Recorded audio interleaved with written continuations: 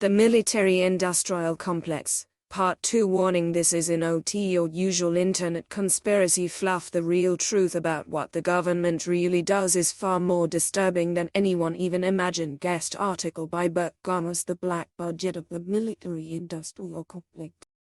In the United States of America, there are two kinds of science financing. First, the official scientific research, which are financed by the government and suffer more and more cuts.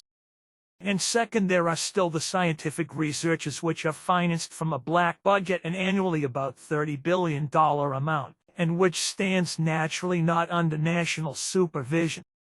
From this black budget, mind control technologies, military UFO researches, the development of advanced propulsion systems, computer technologies, the building of military underground bases and exotic high-tech. 619th contact Thursday, 2nd April 2015, 10:47 AM. Then that's done too. Thank you, my friend. Then I would like to ask you what Stephanie said about earthly development in relation to computer and electronics, weapons development and general engineering. You told me some time ago that he and Quetzal would be interested in how these things percentage in comparison between what is revealed and known to earthly population and what is hidden from humanity. A large percentage of what results overall in all areas of computer and electronic technology, weapons technology, and general technology can be classified as secret.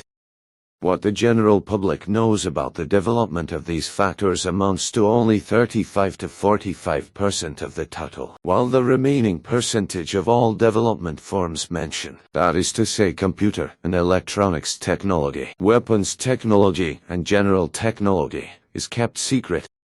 Computer, electronics, and weapons technology in particular are highly developed, with the United States of America leading all other countries in this respect. The surveillance network. The NSA has built an electronic surveillance network that monitors the entire electromagnetic spectrum.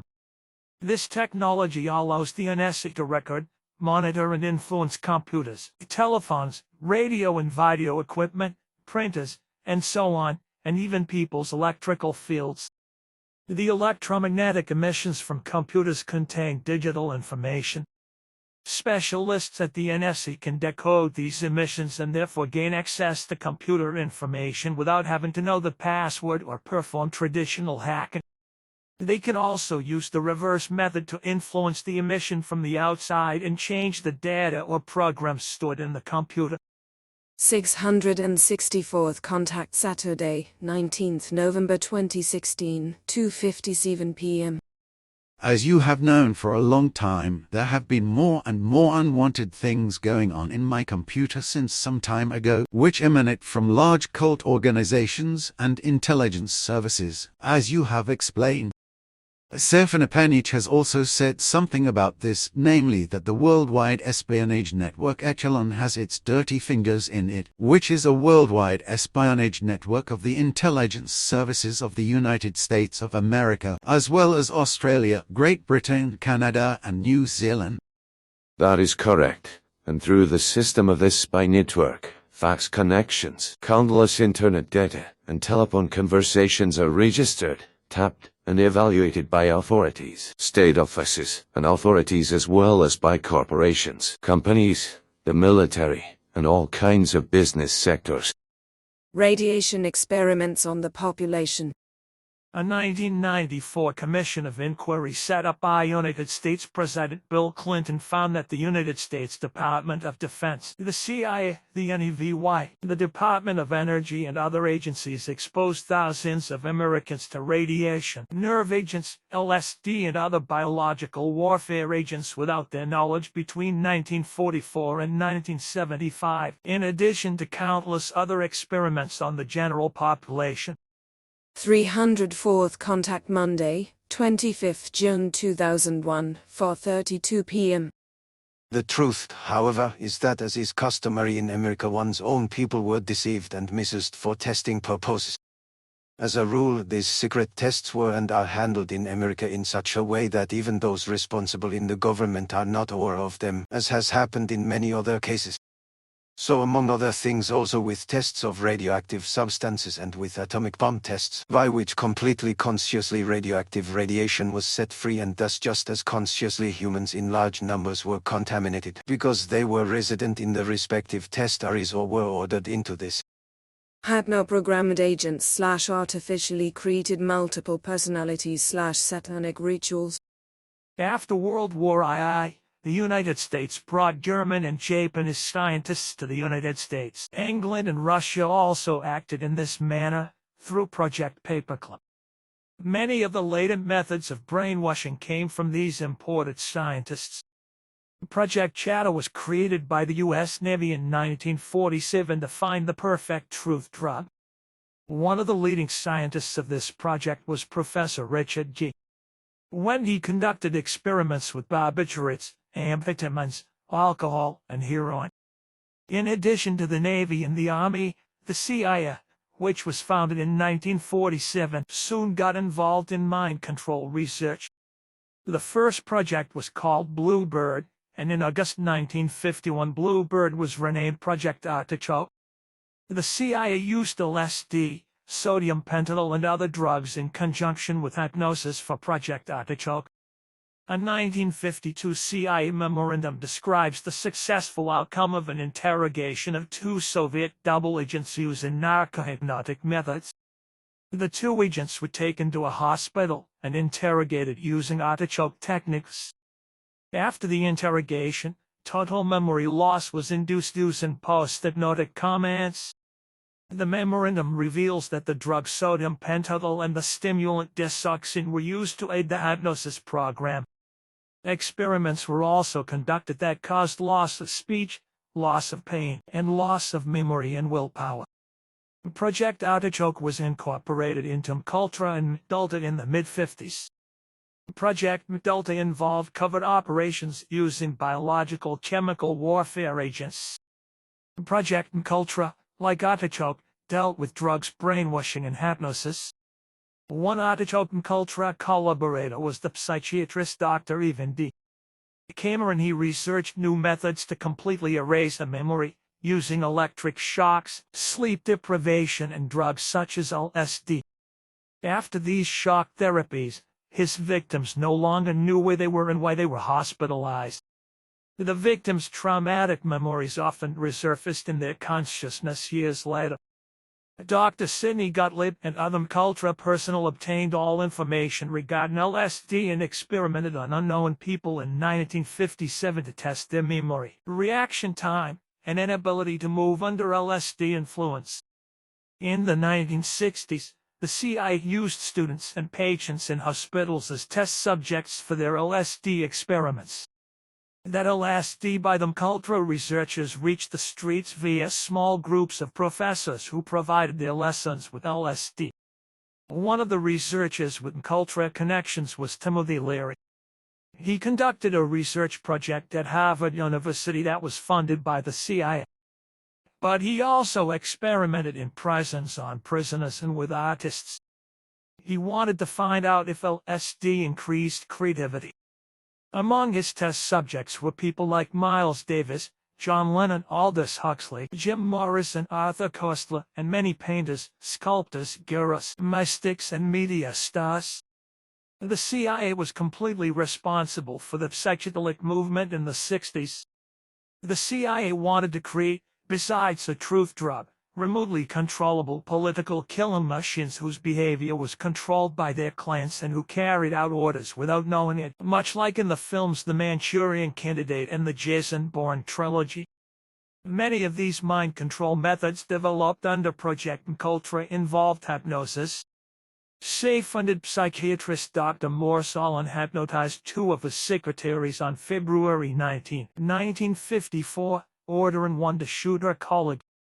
Dr. Allen placed an unloaded pistol next to the hypothetical perpetrator, whom he put into a sleep-like state. The would-be assassin inevitably carried out Dr. Allen's orders. She took the pistol and shot her colleague. After he brought her out of her trance, she was unaware of what she had done. She even denied that she shot at her colleague. With this experiment, Dr. Allen succeeded in proving that a person can be programmed to become an ignorant killer by means of authoritarian hypnosis commands. After these successful experiments, the Artichoke team saw the creation of a perfect political killer approaching. Further experiments included cover memories induced by hypnosis, as these were very important for covert operations. It was not known whether the amnesia produced by hypnosis would withstand interrogation, during which hypnosis and drugs were used. One possibility that psychiatrists considered was the separation of an imaginary person, for example, the imaginary playmate of a child. This imaginary person can become a second personality through appropriate treatments. The hypnotist communicates with the schizophrenic part of the subject and suggests an order to him. The main personality does not know about this procedure. During dreaming, information could be exchanged. To prevent this, a skilled hypnotist can create cover memories. The modern one also conducted hypnotic mind control experiments at Harvard University in the 1950s and 1960s. He believed that a person who develops very good post-hypnotic amnesia is also susceptible to hypnotic influence. The resulting amnesia can be filled with cover memories. Another rumored project called Monarch is based on artificially created traumas that are responsible for splitting the personality of the victim. Project Monarch is its clock spring in World War I among German psychiatrists who worked in Germany during the war and which was known as marionette programming (MP). The Monarch doctors then prepare a personality that performs actions on behalf of the Secret Service that the original person knows nothing about. Since children are best suited to create multiple personalities after a terrible event, this program is particularly shocking.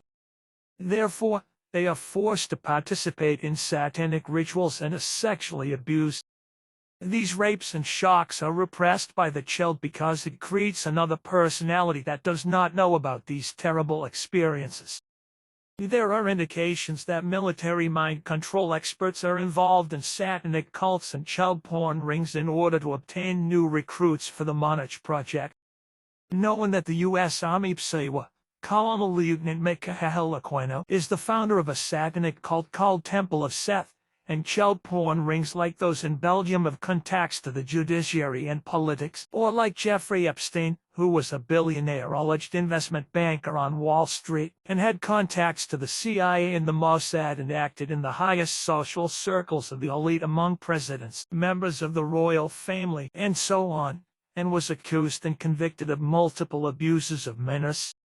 These rumors also seem to be no longer so far-fetched, which is clarified even more clearly in the following lines. In 1926, Dr. Morton Prince was elected chairman of the Department of Abnormal Psychology at Harvard University. There, together with hypnotist Dr. George Estabrook, he conducted research and experiments on the artificial generation of multiple personalities. Dr. Estabrook has worked for various intelligence agencies such as the OSS, Office of Strategic Services, the CIA, Naval Intelligence, the FBI, and the Royal Canadian Mounted Police. Dr. George Estabrook came to the conclusion that by using special hypnosis techniques, multiple personalities could be programmed for special secret missions, thus creating the perfect agent. In the early fall of 1940, Police Commissioner of the Royal Canadian Mounted Police, RCMP, Stuart Wood, received a letter from psychology professor Dr. George Estabrook offering to use his hypnosis skills to transform prisoners of war into loyal spies. Dr. George Estabrook was a Canadian who was working in the United States at the time as a professor at Colgate University near Hamilton, New York. Dr. George Estabrook claimed that it was possible for him to create hypnoprogrammed secret agents or secret couriers. At that time, there were thousands of prisoners of war and disloyal Canadians of German descent in Canadian internment camps. From this potential, Dr. Estabrook wanted to create a network of hypnoprogrammed agents and secret couriers with the help of the RCMP. According to Dr. Estabrook's, Germans or Italians from World War I internment camps were to be hospitalized, and he and his colleagues were to create multiple Canadian loyal personalities in them. In the wakened state, they sympathized with the enemy, and in the subconscious, they were supposed to spy for the Canadian government. When such a hypnoprogrammed agent receives flashbacks from a mission, Dr. Estabrook wants to treat him again in a hospital. He emphasizes that only the programmer has access to the secret information contained in the hidden personalities, and only he can retrieve it with the help of a code word. Such an agent would be perfect, since not even his core personality knows that he is a spy. George Estabrook published the 1944 novel A Death in the Mind, which described the training and use of such super spies in war. Later, evidence emerged suggesting that such spies were in use during the late 1930s. In 1951, Dr. Estabrook turned his attention to the creation of hypnoprogrammed spies in civilian life for pre-war operations at home. In 1954, the CIA began a project to train unwilling and unknowing individuals to become unsuspecting political killers. Mind control researcher and trauma specialist Dr. Colin Ross believes that Dr. Estabrook's techniques were improved as a result of the mind control projects using hallucinogenic drugs and implants. In Dr. Estabrook's book, The Future of the Human Mind, published in 1961, he advocates the use of brain implants in all people to guide the development of humanity in what he believes to be the right direction. In his book he writes hypnosis is good, but not infallible. As always, once you put an implant in a person's brain, that person is under control for life. In 1971, Dr. Estabrook wrote an article for Science Digest magazine, claiming that he helped American intelligence create hypnoprogrammed spies. In this article, Dr. George Estabrook described how he split the personality of a Navy lieutenant into two personalities, one personality being an outspoken communist and the other loyal to the United States and Wiccan life. This personality split hypnoprogrammed spy immediately won the sympathy of the communists. Under hypnosis, the part loyal to America told the communists secrets it had picked up. Other experiments were conducted for the creation of hypnosis spies.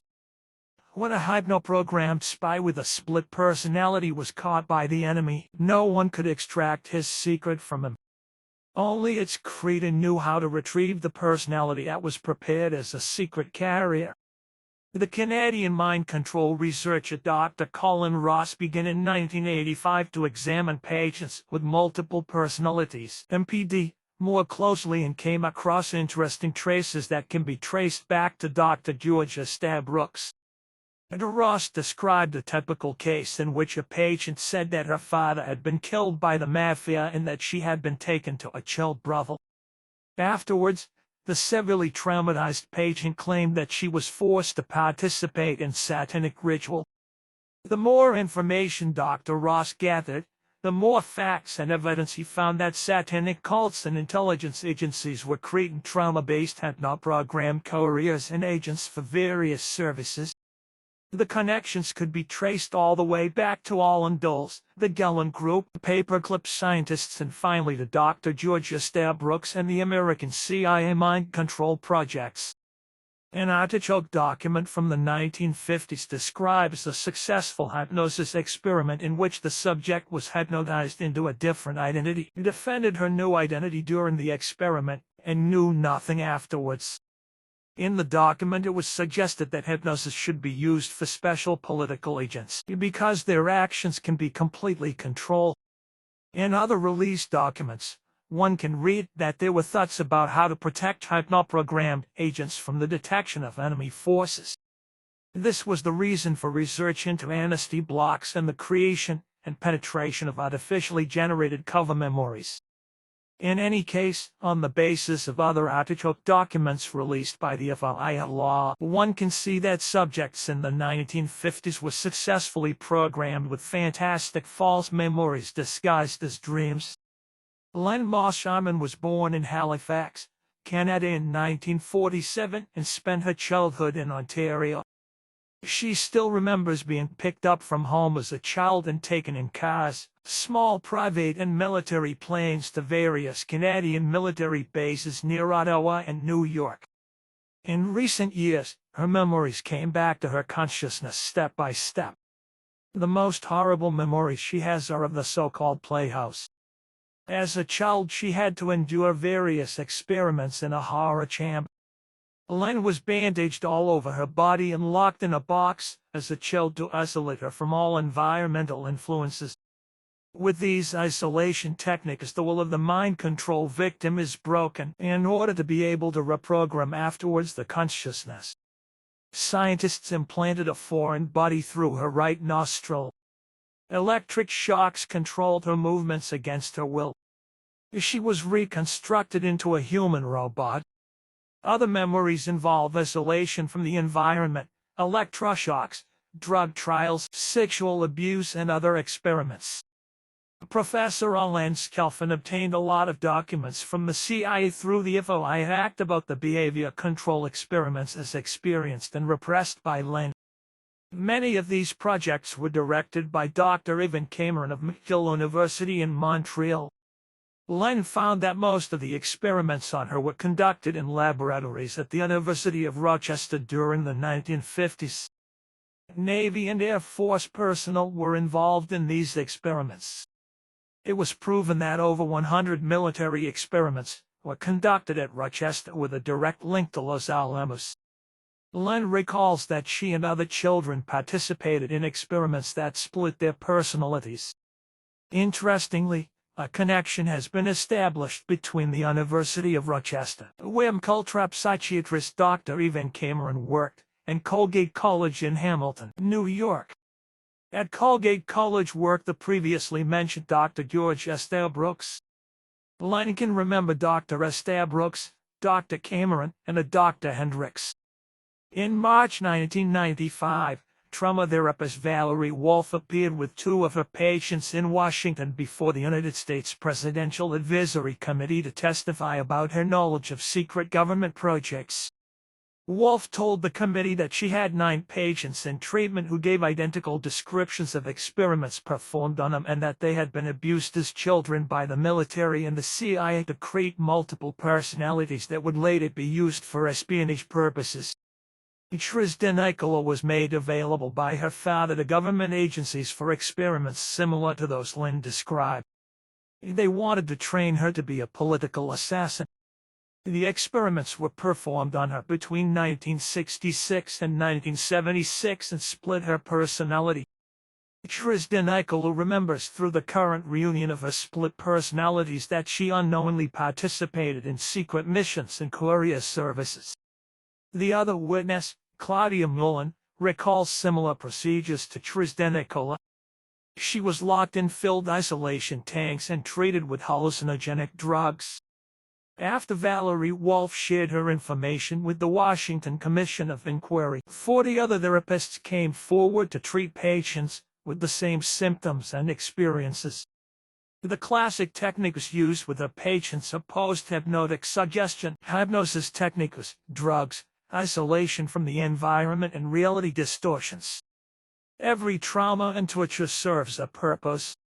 Some mind control victims recall being locked in a cage charged with electricity and exposed to flash and lights.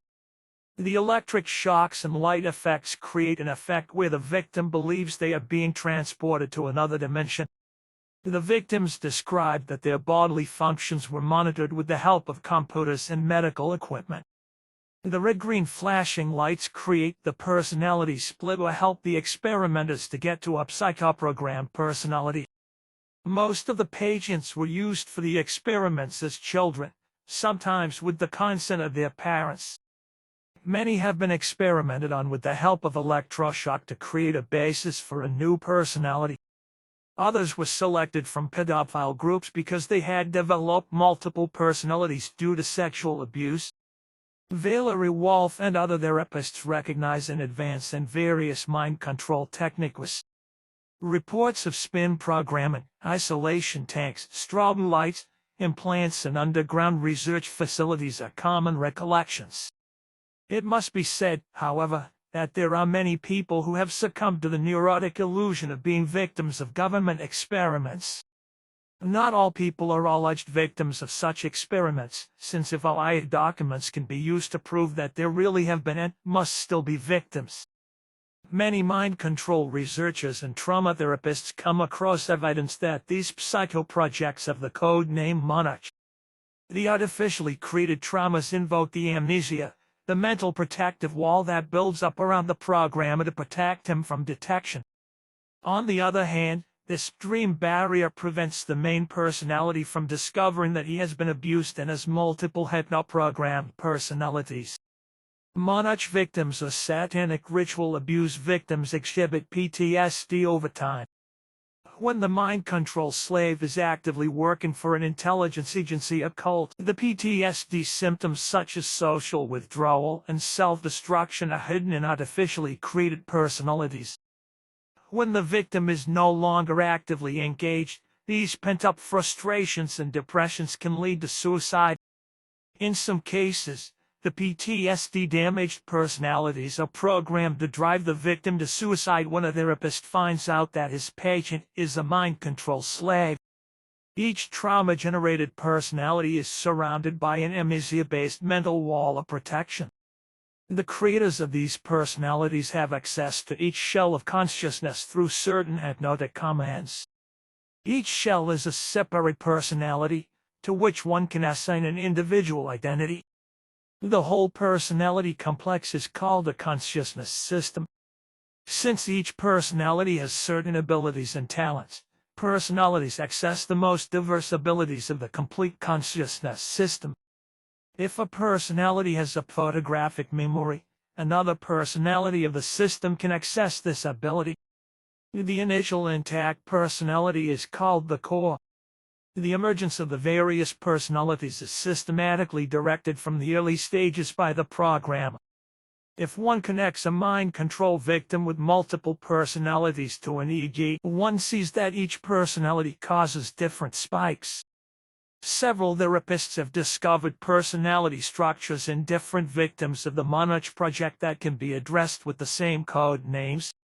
This fact suggests that the programmer left his signature on different victims. All programs are owned by each Monarch victim. This programming contains the basic commands with the help of which certain personality structures of the complete system are activated via telephone calls, letters, drawings, or certain code names and word phrases. Certain code names and word phrases are activated. In the beta program, victims are taught certain sex practices to blackmail enemy agents or politicians by photographing them performing explicit sexual acts with a Monarch agent placed on them. Investigations have made it increasingly clear that Jeffrey Epstein, along with Ghislaine Maxwell, whose father was a known MI6/Mossad spy and also had blackmail programs going on, was running a blackmail program, as he had bugged his places of residence, whether his New York apartment or his Caribbean island domicile, with microphones and cameras to record the salacious interactions of his guests, such as high-ranking politicians, scientists, and other important people with the underage girls he was using. Apparently, Epstein kept much of this blackmail material in a safe on his private island. Allegations of Epstein's connections and involvement in an elaborate, well-funded sexual extortion scheme have surprisingly prompted few media outlets to investigate the history of intelligence agencies both in the United States and abroad that ran similar sexual extortion schemes, including many involving underage prostitutes. It appears that Jeffrey Epstein and Ghislaine Maxwell were involved in a Monarch-like program that, among other things, trained hypnoprogrammed agents for the above purposes, or at least had something to do with it. Delta-programmed Monarch victims are trained as political killing machines. Other programs are tailored to secret couriers or computer specialists. DeCroyd and Hammond presented a paper on military and cult mind control programming techniques at the 4th Annual Eastern Regional Conference on Abuse and Multiple Personality in Alexandria, Virginia on June 25, 1992. Dr. Hammond, in the course of treating patients, came across a special type of mental programming called green programming. Wilson Green was a specialist in psychochemical warfare at Edgewood. His ideas went so far as to suggest that the food of the inhabitants of an enemy country be laced with psychochemical substances or hallucinogens in order to ruin it economically. There are several indications that he was a paperclip scientist originally called Green or Birnbaum, who anglicized his name to remain undetected in the United States of America. His technique used Kabbalistic mysticism, such as multicolored Kabbalistic trees. Individuals programmed with this technique had personality traits that could be accessed through code words such as Wisdom, Diana, Zelda, Black Master, or Foundation. All these code words can be found in the Kabbalistic tree. If you find these clues in a page and know the code words, you can retrieve the secrets behind the different personalities. Dr. Green has additionally provided such a person with suggestion techniques that therapists call ultra-green programs. Dr. Hammond found out how to create this hypnotic block. In one specific case, the victim was tied to a table at the age of 8 and given a syringe of hallucinogens similar to LSD. When the victim began to hallucinate, the suggestions about horror scenarios, reinforced by the drug effect, were started. The messages were that if someone wanted to snatch the secrets, the memories of the drug effects would take full effect so that the victim would go crazy. These procedures are repeated at a certain period of time and make it impossible for a new initiated person to reprogram the victim. The deeper the therapist penetrates into the artificially created personality structure, the sooner the ultra-green suggestions begin to take effect and the patient goes insane. Another mind control programming technique is called spin programming. John Coven found this technique in 7 of his patients who had a history of ritual abuse. Spin programming produces pain, painful emotions, and similar feelings throughout the personality system. In this technique, the victim is placed on a rotating device and made to rotate. Through the rotation process, the pain of various traumatic memories are simultaneously transferred to all split personalities. Spin programming can be used to program suicidal intent into the entire personality system in case a deprogrammer wants to get their secrets. The mind control specialists use this technique to complicate the psychotherapy of older victims or to create a personality system of a new victim and totally control it. The symptoms described above for mind programming techniques have also been experienced by satanic ritual abuse victims. The dream therapists Valerie Wolf and Dr. Colin Ross have among their patients persons who have pretended personalities and who remember satanic rituals, although the other personalities describe typical military mind control techniques.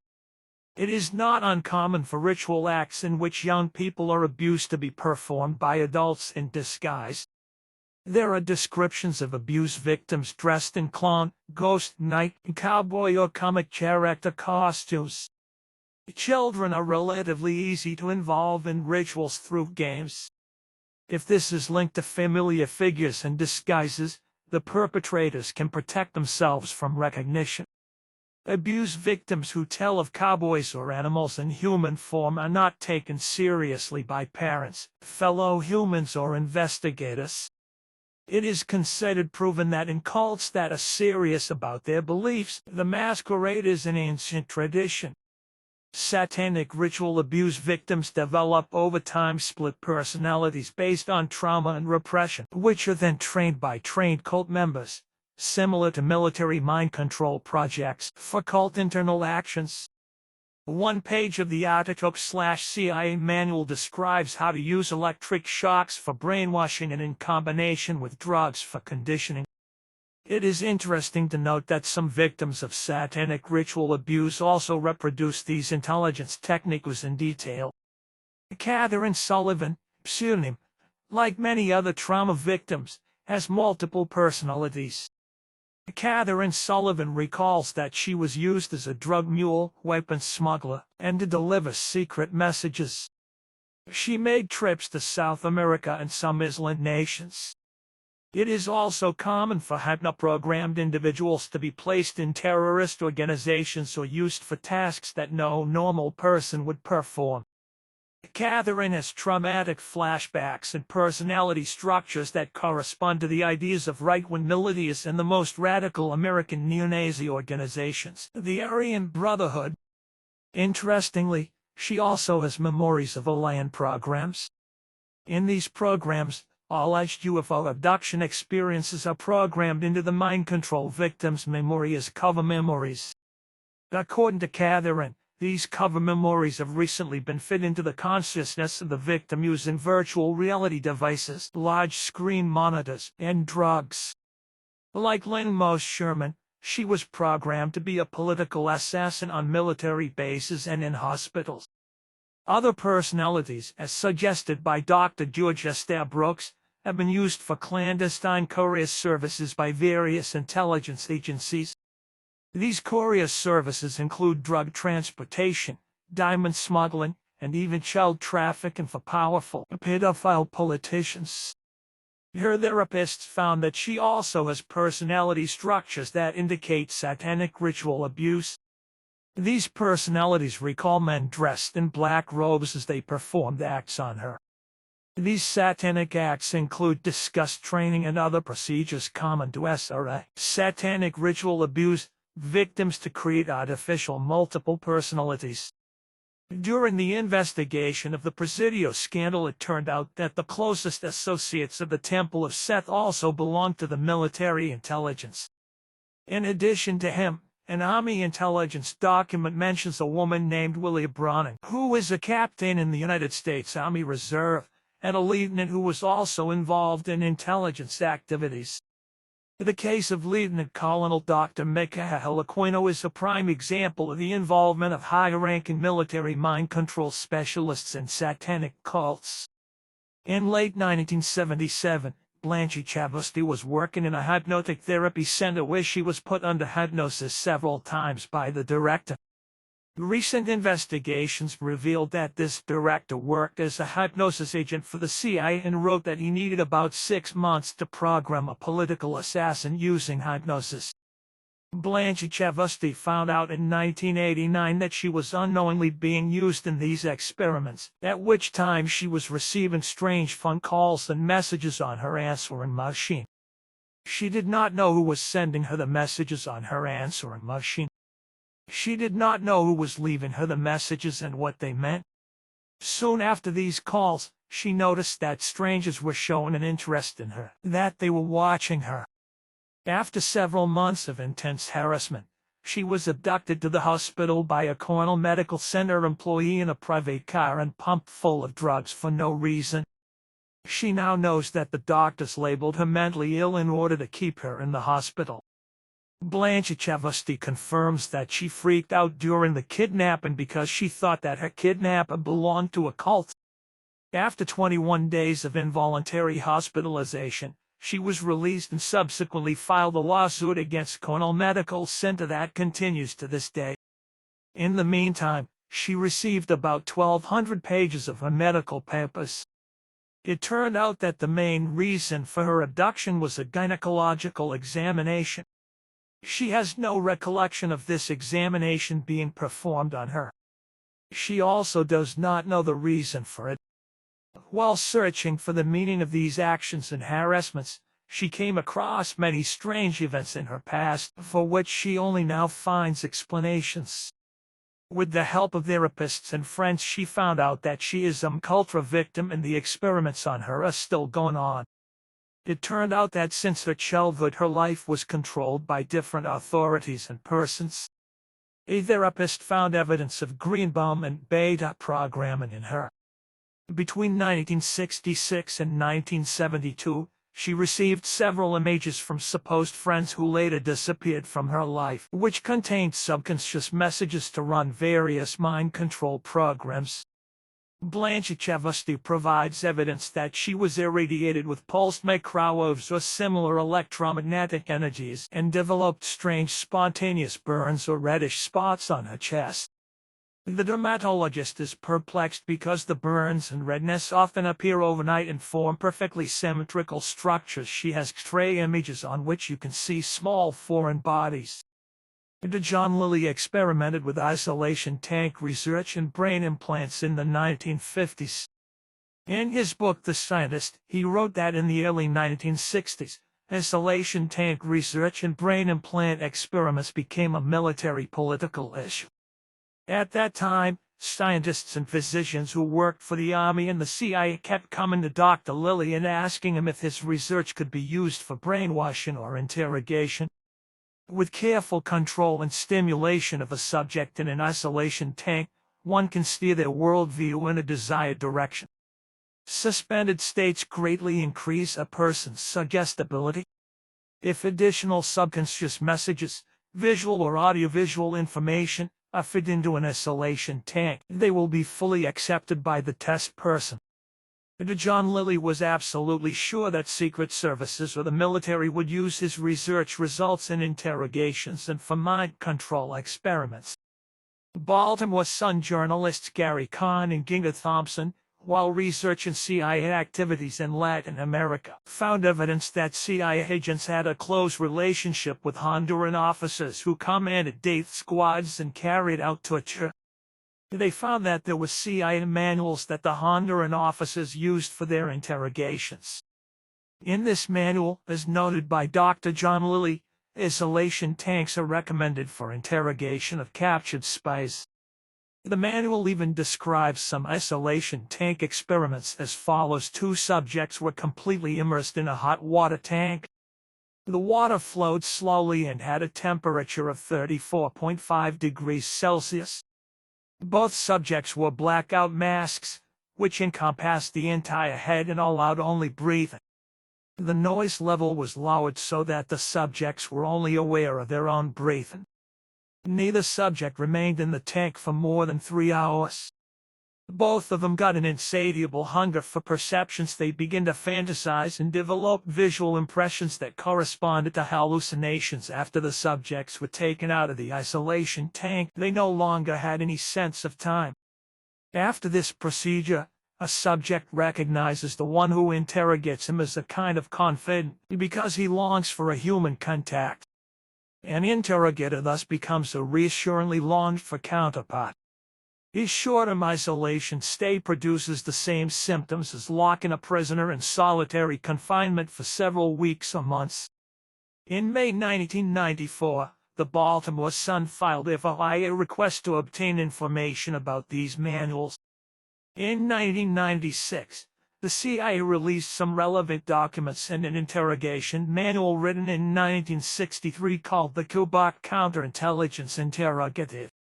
An arithmetic document from the 1950s proves that one can influence the hypnotizing ability of a person with certain drugs or isolation experiments. Dan Ha's grandfather worked at the Badger Ordnance Plant near Bobby, Wisconsin during World War I and between 1947 and 1948. This plant housed paperclip scientists shortly after World War I. He also later worked for the government and possibly the CIA.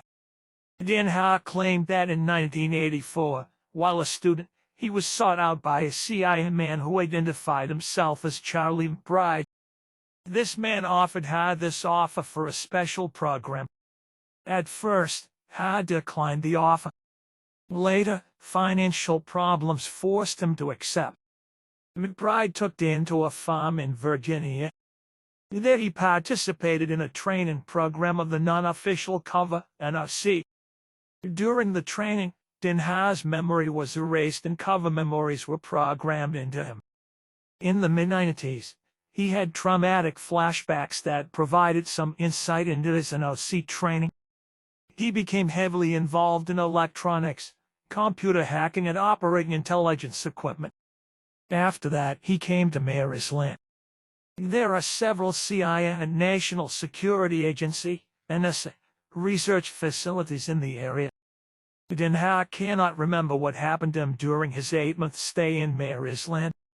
As a result of requests, Senator Herb Kohl's office received several documents about Ha, some of which were heavily redacted and mainly classified as top secret.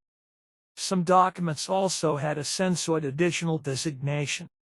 Dan Ha believes he may have received treatment at Oakland Naval Hospital.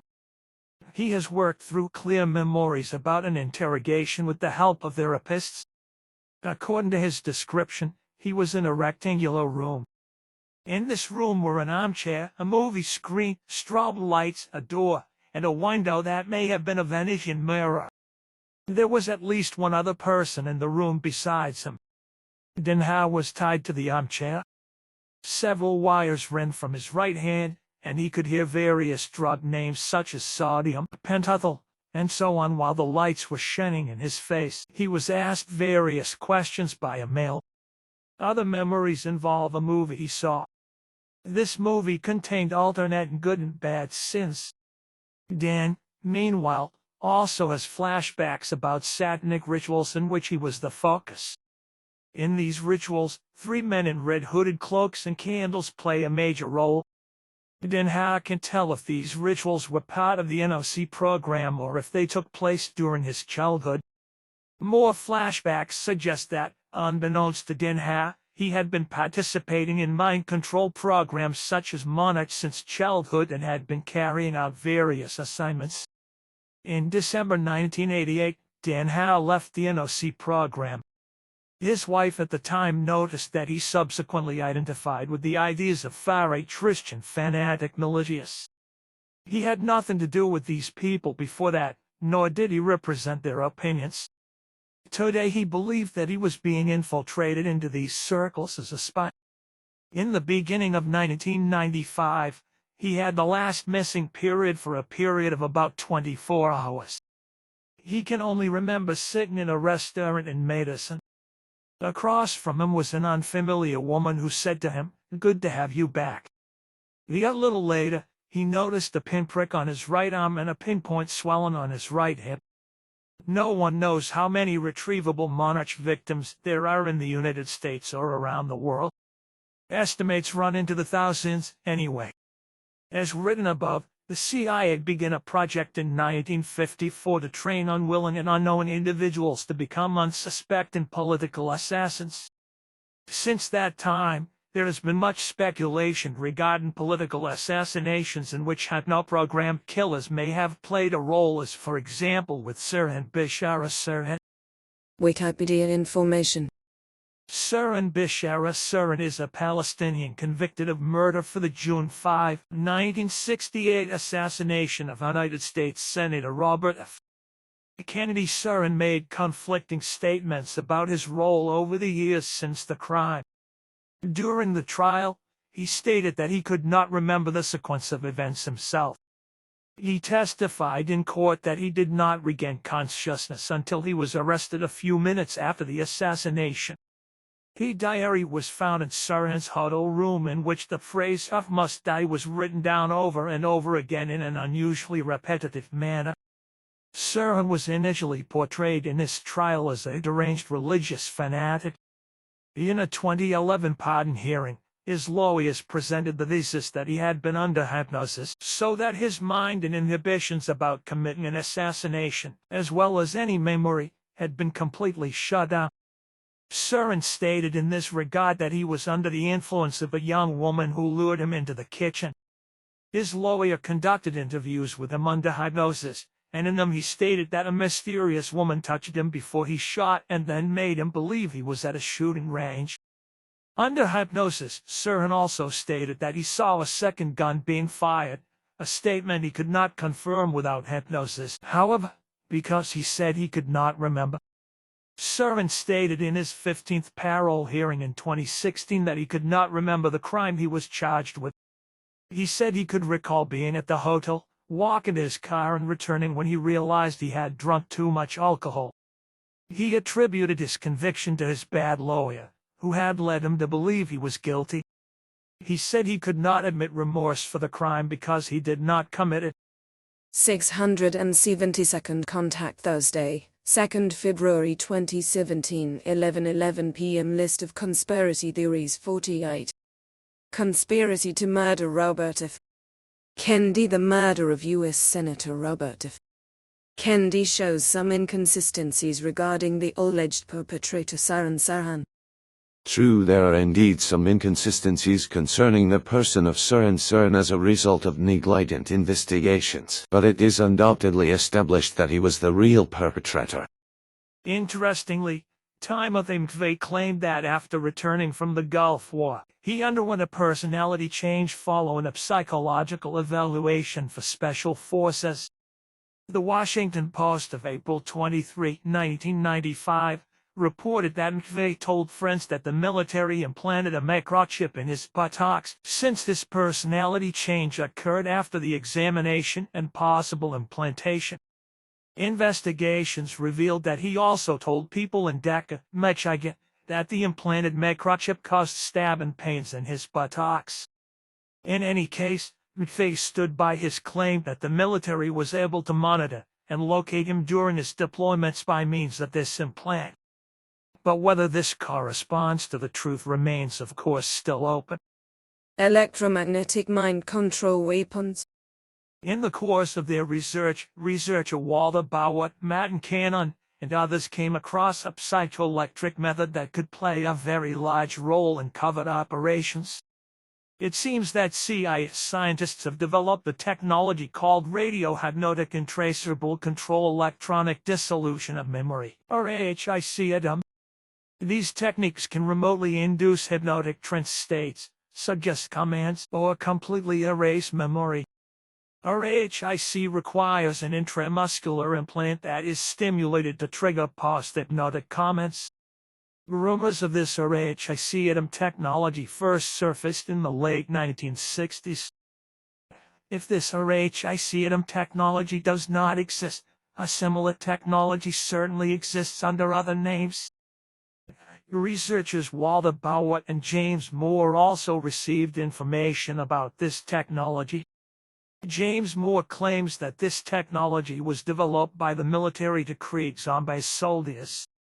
Normally, parts of the brain receive various electrical signals from a variety of sources, such as sight, hearing, and so on. These perceptions create emotions. The military could use this technology to stimulate aggression and program a soldier to do his job on the battlefield like a robot, carrying out orders mindlessly. In 1977, hearings were held before the United States Congress over illegal CIA drug experiments. Senator Richard Schweizer had a conversation with MKULTR physician Dr. Sidney Gottlieb about RAHIC technologies. Dr. Gottlieb conflated the MKULTR project with RAHIC work before Congress. He said, however, that there was interest in whether people exposed to an electric field are easier to hypnotize.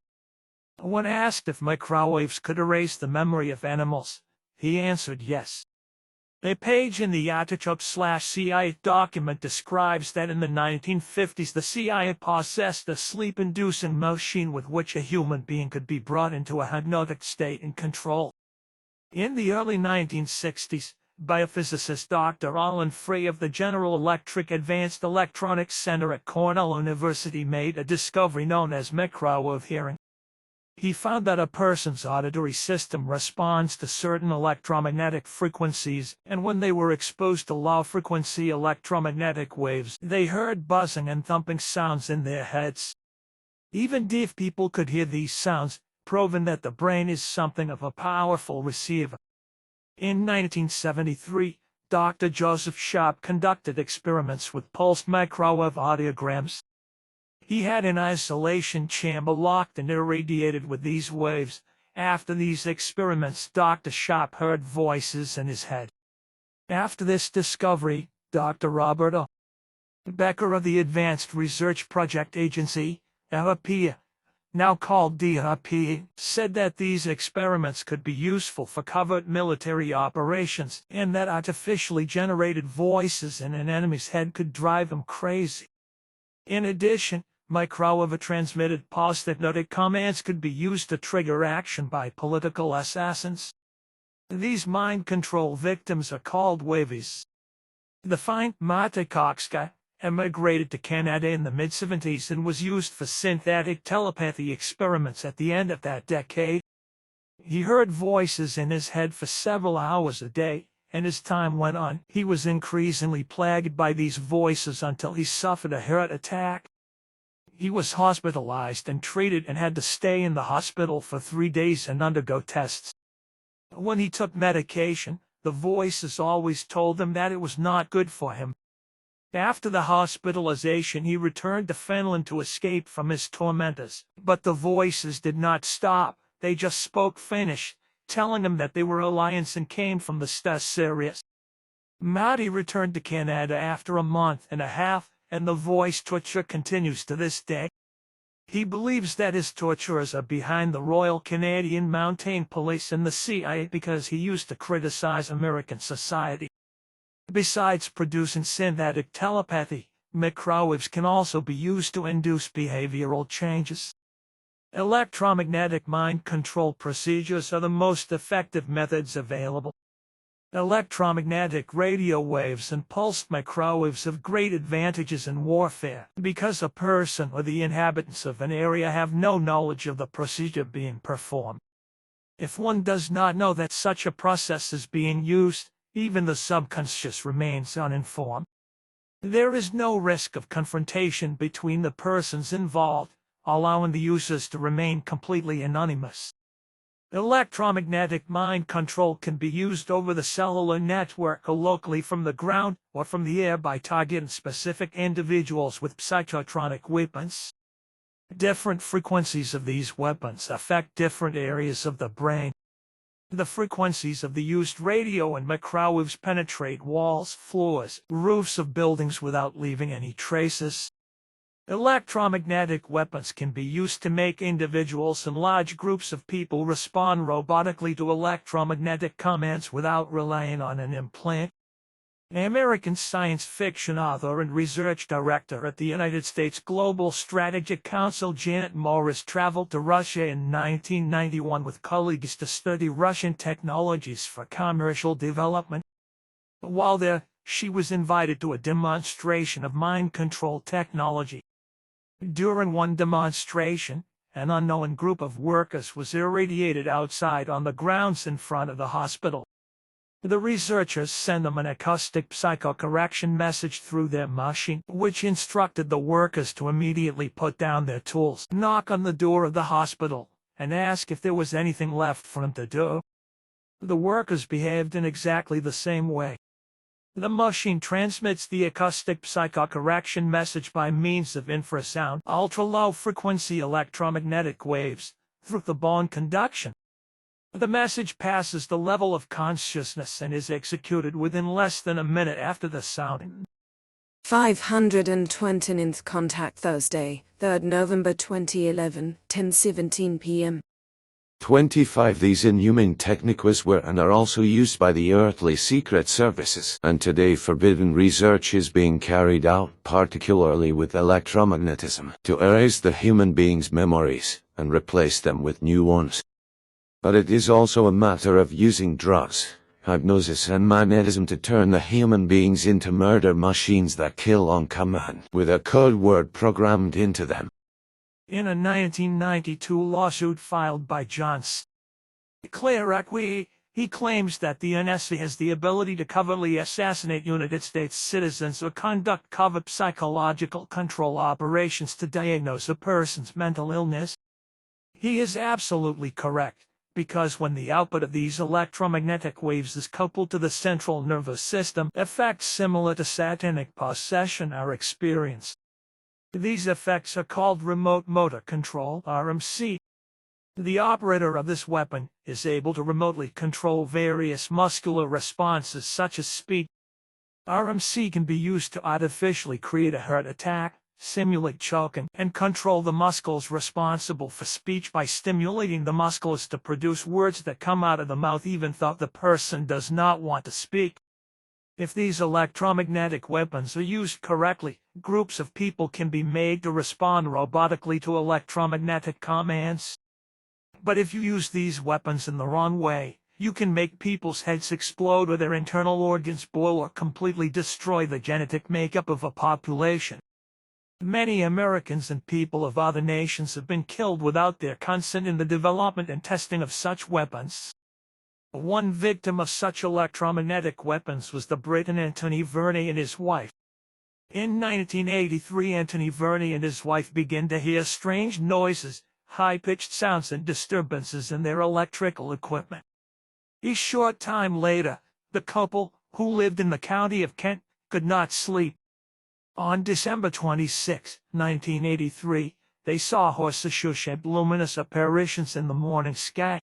The sightings were repeated several times until January 5, 1984, when the couple began to experience headaches, disorientation symptoms, and the sounds in the nearby sandbit forest ceased. There was a ghostly silence. Nearby was a farm that was strangely hidden behind a high fence. Anthony Verney found out that the phone number of the farm was classified, which looked like a secret building of the British MI5 or MI6. On April 2, 1984, they sold their house and fled the area. Mrs. Verney had to undergo chemotherapy 6 months later and died in 1996. Anthony Verney's teeth fell out and his body produced many more red blood cells than white, and he has since died.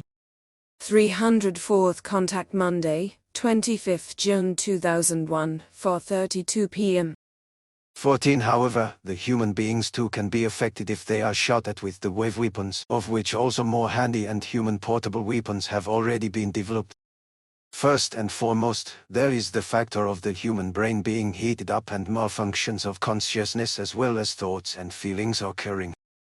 As a result, the psyche may also be destroyed and insanity may be caused, and ultimately the death. Are the Americans the only ones who build and test these devil weapons? No, Russia, Japan and other states are also working in the same direction. Unpleasant. But as usual, you cannot change anything. This unfortunately corresponds to reality. Creation and cure of cancer. Harvey Bank found that modulated ultraviolet electromagnetic waves, ultraviolet waves, can selectively destroy bacteria and cancer cells. This finding, applicable for medical purposes, can of course be used for the development of electromagnetic weapons. The effects on biological systems depend on the frequencies, radiation amplitudes, bandwidths, pulsation, and the type of biological tissue irradiated.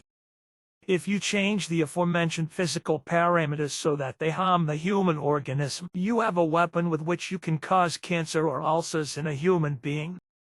Thus, an invention designed to destroy salmonella and hostile cancer cells becomes a silent, very dangerous weapon. 238th contact Saturday, 18th May 1991, 12:55 am.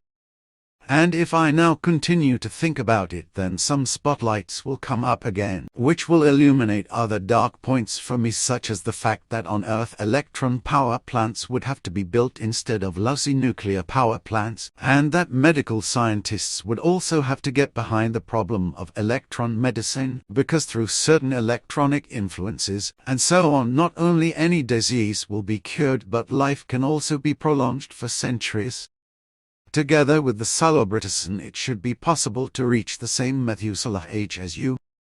Except from warnings to all governments in Europe by Adjordi. Meyer from 1958 prophecies/predictions. Citizens of all member states will eventually be subjected to total control by biometric data in identity cards and in the form of small data disks in the head or body, inserted into a biometric identification system, monitored and controlled by a central database, whereby ultimately the whereabouts of each person can be determined to the nearest meter. Biomedical telemetry. Jose Delgado began his research in the field of mind control during World War I under the Franco regime in Spain. After the war, Dr. Delgado went to the United States, where he became the director of neuropsychiatry at Yale University. He said that a program was needed to keep society under political psychiatric control. Dr. Delgado saw every individual thinking as a threat to the national security of a state. He was a proponent of electronic brain manipulation, his research with implantable electrodes dating back to the late 1950s. Dr. Delgado's experiments were also supported by the CIA. He developed the stemoceiver during this time. This device is a miniaturized electrode that can receive and transmit electrical signals using modulated radio waves. He experimented with the stemoceiver on animals and also on humans, initially running fine wires from the devices until wireless implantable technologies were adopted. The stemoceiver has no batteries. They are activated by radio waves as needed, so they can be used for life. Dr. Delgado demonstrated the effect of the stemoceiver in 1965 using an implanted bull in Madrid. Dr. Delgado entered the bull ring with a remote control, slowly approaching the animal.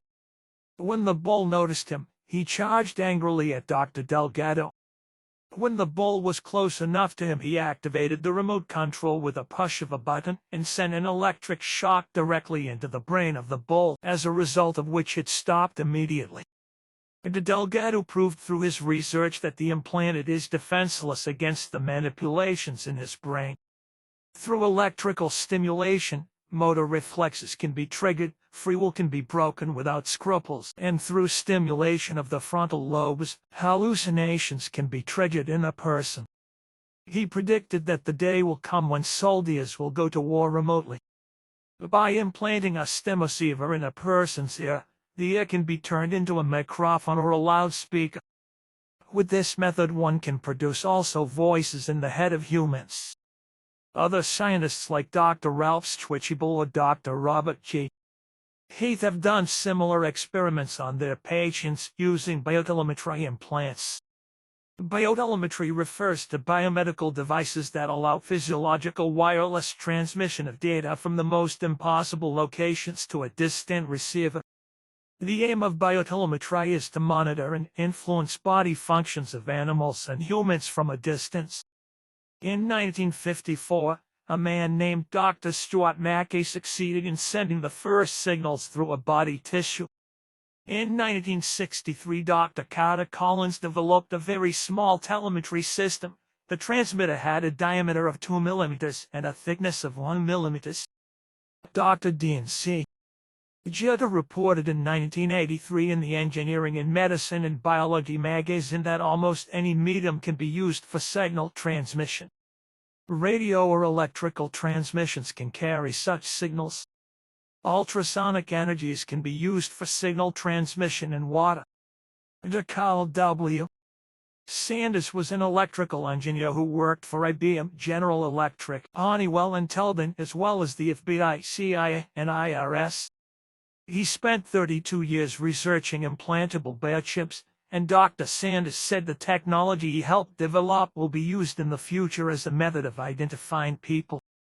The biochip developed by his team of about 100 people is powered by a lithium battery, is the size of a grain of rice, and is constantly recharged by human body temperature. Dr. Sanders' team for the development of these biochips consisted of scientists of the companies Motorola, General Electric. General Electric was also involved in the development of the atomic bomb, and the Boston Medical Centers, whereby Dr. Sanders had taken over the design of the implant. It did not take long until the military used the chip for test purposes. The Phoenix project had to do with Vietnam veterans. In the Gulf War, these biochips were also tested on soldiers. Further, an implant was developed which received the name Rambo chip, since one could affect with the received signals the adrenaline output of soldiers. One could make soldiers more aggressive or affect the pain center in the brain if the implant is accordingly stimulated. With the help of satellites located in low Earth orbit, they are used for monitoring people with biotelemetrical implanted microchips. The signal is received by the implant, and with the help of the satellites, the location of the person is localized. The U.S. American DARPA, Defense Advanced Research Projects Agency, has been working on such projects since the 80s. Maybe Elon Musk's project called Starlink, where he wants to produce the 5G network all over the world with the help of satellites in low Earth orbit, is also just a project to implant a biochip into every human being in the future, which would not be surprising, since he also wants to implant a chip into people's brains with his Neuralink project. It seems that Elon Musk, apart from destroying a nature reserve near Berlin where there was a force to put his new gigafactory for his Tesla car factory, he also propagates that there are too few people in the world, and one should finally start to multiply drastically, otherwise the human species will die out. Either he is stupid, or he is committed to the multiplication of people on behalf of the military-industrial complex to bring more and more never-ending consumers. It would be interesting to know that Elon Musk got his name from Werner von Braun. This fictional novel, which was published in 1950 and called Project Mars, a technical tale. In Werner von Braun's novel, it is said that Mars will one day be ruled by a person with the title Elon, elected for 5 years. Elon Musk, his father Earl Musk, was so enthusiastic about this book that he named his son Elon. It would also fit his character if Elon Musk has perhaps laid the foundation for the future war, which will start from the planet Mars, and will be directed against the Earth, where possibly millions of people will die because of his transhumanist ideologies. Except from feed you information, answer to these UFO observations by Billy Meyer. On the one hand, the alleged UFO chains that were observed at night are satellites of Elon Musk's United States Space Company. SpaceX has already brought hundreds of satellites into a low orbit around the Earth in recent months for the project of a space-based internet. This is the secret, so the UFOs are terrestrial satellites. What will result finally from the whole project unpleasant, if it can be led to end? About it the world will not be pleased then, however, about it I have to say nothing. 251st Contact Friday, February 3, 1995, 0.1. As is peculiar to man by his degeneracy, it will not fail that warlike and insurrectionary acts will arise on Mars. This happens at that time when, by an extraterrestrial consultation, the Earth people establish stations on the sea grounds for inhabiting, which then, however, causes dangerous ecological imbalances both in the seas and on the land and in the air. In the following few years it comes then so far that intelligent sea inhabitants begin to communicate with humans and to take up contact with these, from which the re-establishment of a new Earth inhabitant race develops. However, this will also be the time when aggressions with the Martians will begin, from which attacks on the colonies will actually break out. The CIA has always been interested in implantable methods to influence a person's behavior remotely. Through the FOIA law in the U.S., documents were released by the United States Space Agency and NASA that implantable biotelemetry technologies have been developed at the NASA Ames Research Center since the late 1960s. Since the 60s, the development of microimplants has played a major role in covert operations by intelligence agencies and the military. As in the CIA's illegal drug trials, affected individuals also unknowingly participated in secret implantation projects. The Swedish Defense Institution of AVE has also been involved in biotelemetry since 1965. Researchers investigating illegal mind control experiments in Sweden found X-ray images of transmitters in the heads of Swedish citizens who were implanted in hospitals without their knowledge, and these people were among the victims who were connected to a computer via telemetry. This technology has been experimented with not only in the United States of America, but also in Europe for a long time. The Swedish state television SVT revealed in April 1998 that in Sweden between 1944 and 1963 more than 4,500 people had undergone brain surgery against their will. In Finland, according to a subsequent broadcast report, from 1946 to 1996, some 1,500 people underwent controversial brain operations without their consent, causing massive changes in their personalities. In some cases, doctors wanted to reoperate communist sympathizers into Swedish socialists. The Swedish research organization Groups Against Illegal Mind Control Experiments X-ray photographs from 1946 from Karolinska Hospital and 1948 from Saxka Children's Hospital near Stockholm showing electrodes illegally implanted in humans. In one case, during an unannounced visit to the hospital, the mother discovered how a team of surgeons and several nurses, under the direction of the head physician, Dr. Alm, had inserted several electrodes into the brain of her son Bang. Since the illegal brain surgery, Bang has had to spend many years in a psychiatric hospital to heal the damage caused by Dr. Alm. Groups have also discovered that since the 1960s, substances have been developed that make it easier to send radio waves from inside a patient's body. These substances can be administered to a patient through pharmaceutical products such as tablets, powders, and solutions. Experiments conducted by intelligence agencies and the military have been performed on unknown individuals since the post-war period.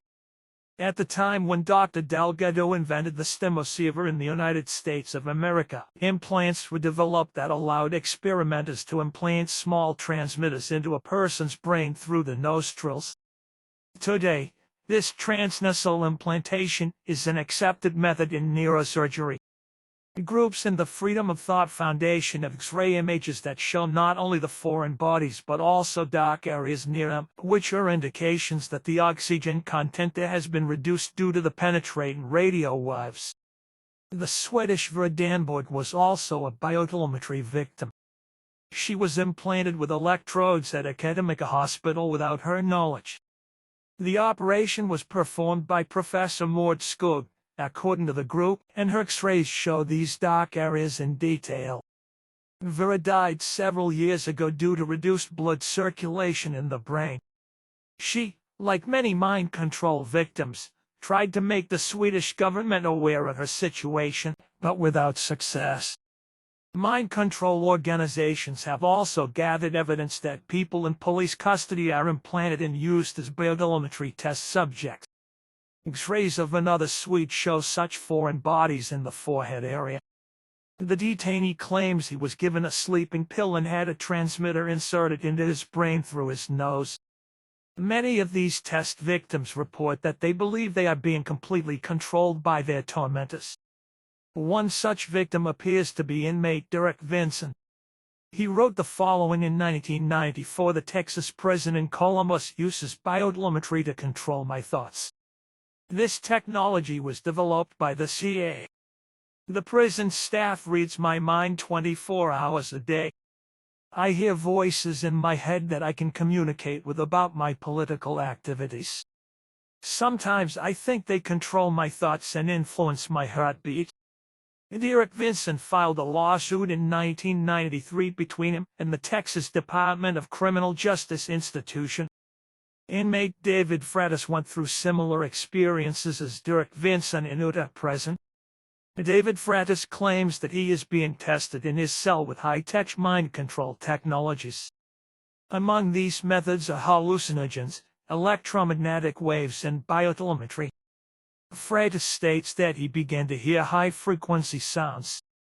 The volume of these sounds seems to be adjustable. He describes situations where he could go to the ceiling in pain.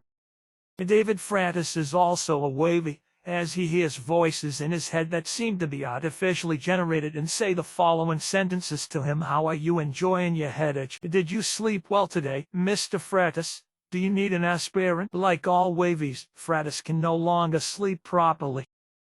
Prison authorities, of course, claim that no illegal tests are performed on inmates in their prison. Since such torture methods sound like science fiction to prison charities, they show no interest in these cases. Robert Naslund has been a guinea pig for illegally performed electronic mind control technology since the late 1960s. He had an implant inserted into his brain through his right nostril by Dr. Kurt Strand during a stay at the Star Hospital in Stockholm. Robert Naslund tried for several years to get help from Swedish doctors, the Swedish Health Authority and Welfare. However, his efforts were unsuccessful, although he has X-rays showing several implanted foreign bodies. Eventually, he was able to locate a team of doctors in Greece who removed one implant from him in 1978 and one in 1982. Scientists at New York University analyzed the first item and subsequently made it disappear. The scientists involved in the analysis never contacted him again and did not return the foreign body that had been removed. Robert Naslund has several photographs taken during the operation. The second foreign body was removed from his nostril in 1982. Unfortunately, during this procedure it broke and shattered into several pieces. After the removal of the foreign bodies, his health improved much. Robert Naslund happened to come into contact with Professor Pete Lindstrom of the University of California at San Diego in 1983, who examined his X-rays. While Swedish doctors gave written statements that the X-rays showed no foreign bodies in Robert Naslund's head, Professor Lindstrom came to a different conclusion. He wrote in one of his letters to Naslund after seeing the X-rays, "I can confirm that some foreign bodies, probably brain transmitters, were implanted in the base of their forebrain and in the brain pan." Since this statement, Robert Naslund has now received 10 more assessments from other doctors in different countries confirming that he has artificial foreign bodies in his head. Unable to find a doctor in Sweden to remove more implants, Robert Naslund sought help in Jakarta, Indonesia. On August 4, he visited Carolus Hospital in Jakarta, where he met Professor Hendeo. He showed him the X-rays that clearly showed the foreign bodies. Dr. Hendeo finally agreed to remove the implants. Robert Naslund therefore remained in the hospital until the next day to undergo blood tests. The doctors informed him that he would have to come to the hospital on August 11 for the operation. On August 12, he was shown to the operating room. There, Dr. Hendeo told him that something had happened that could complicate the operation. He did not tell him what that something was. Robert Naslund agreed to remove the implant anyway because it was activated 24 hours a day. Further, Naslund noticed that the doctor was very stressed and nervous. As soon as they entered the operating room, 2 European-looking men came into the room from another door and gave him an injection with a syringe. Robert Naslund woke up a few seconds into the operation because he had a terrible headache. He remembers exactly what he saw, and said the following: "My arms and feet were tied to the table. One person held my head while another made an incision about 5 centimeters long on my forehead. A third man held an object that looked similar to a burning lens and drove it inside my head. I felt as if my head was going to explode and burst into pieces. I screamed in pain and tried to free myself from my bonds. After that, I lost consciousness from the pain and shock." Robert Naslund woke up from unconsciousness 18 hours after the operation. In the morning, he immediately went to the radiology department and had X-rays taken. The images showed clearly a strange mushroom-shaped object in the injured brain region. When Naslund went to see Dr. Hendeo after this horrible experience, he told him that he advised him against the operation. He then confessed to Naslund in private that the Swedish Secret Service SPO was involved in the operation, and that he could do nothing about it. Naslund assumes that the SPO informed their colleagues from the CIA and that they forced Dr. Hendeo to this action. Robert Naslund still suffers from the aftereffects of this procedure and has not been able to find a doctor to remove this fungus-shaped foreign body from his brain. In addition, like the Wavies, Robert Naslund heard voices in his head. These voices seemed to know his thoughts like other victims. He began hearing them after he was in police custody in 1972.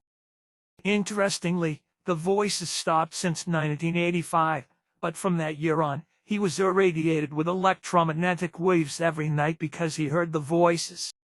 The public was made aware of the abomination of such secretly implanted manipulative instruments and anti-directed energy weapons. His face, shoulders, and back felt every more again as if he had a sunburn.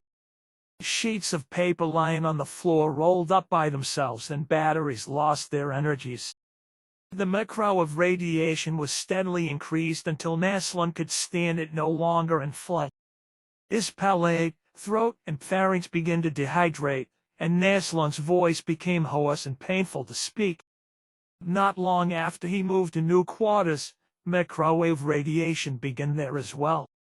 Eventually, Näslund stopped his public relations work, which was directed against the Swedish Secret Service SPO, and the irradiation stopped.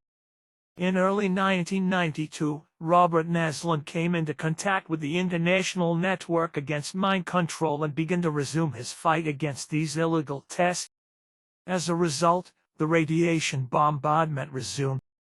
On one occasion, he awoke at 3 o'clock in the morning because his blood circulation was disturbed. His hands and parts of his legs swelled until they became numb. His tormentors were able to vary the wavelength of the radiation, and therefore develop a wide variety of symptoms. He fled the city for a week. Back home, the radiation was stronger than ever.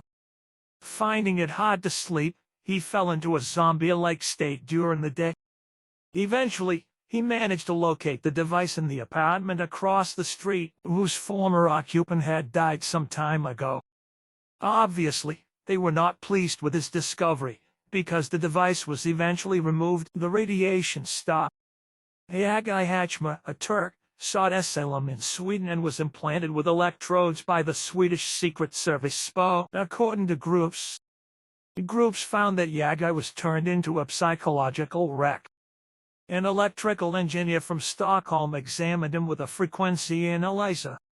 The researchers were able to confirm that radio waves with a frequency of 38 kHz and a voltage of about 10 microvolts penetrated his head.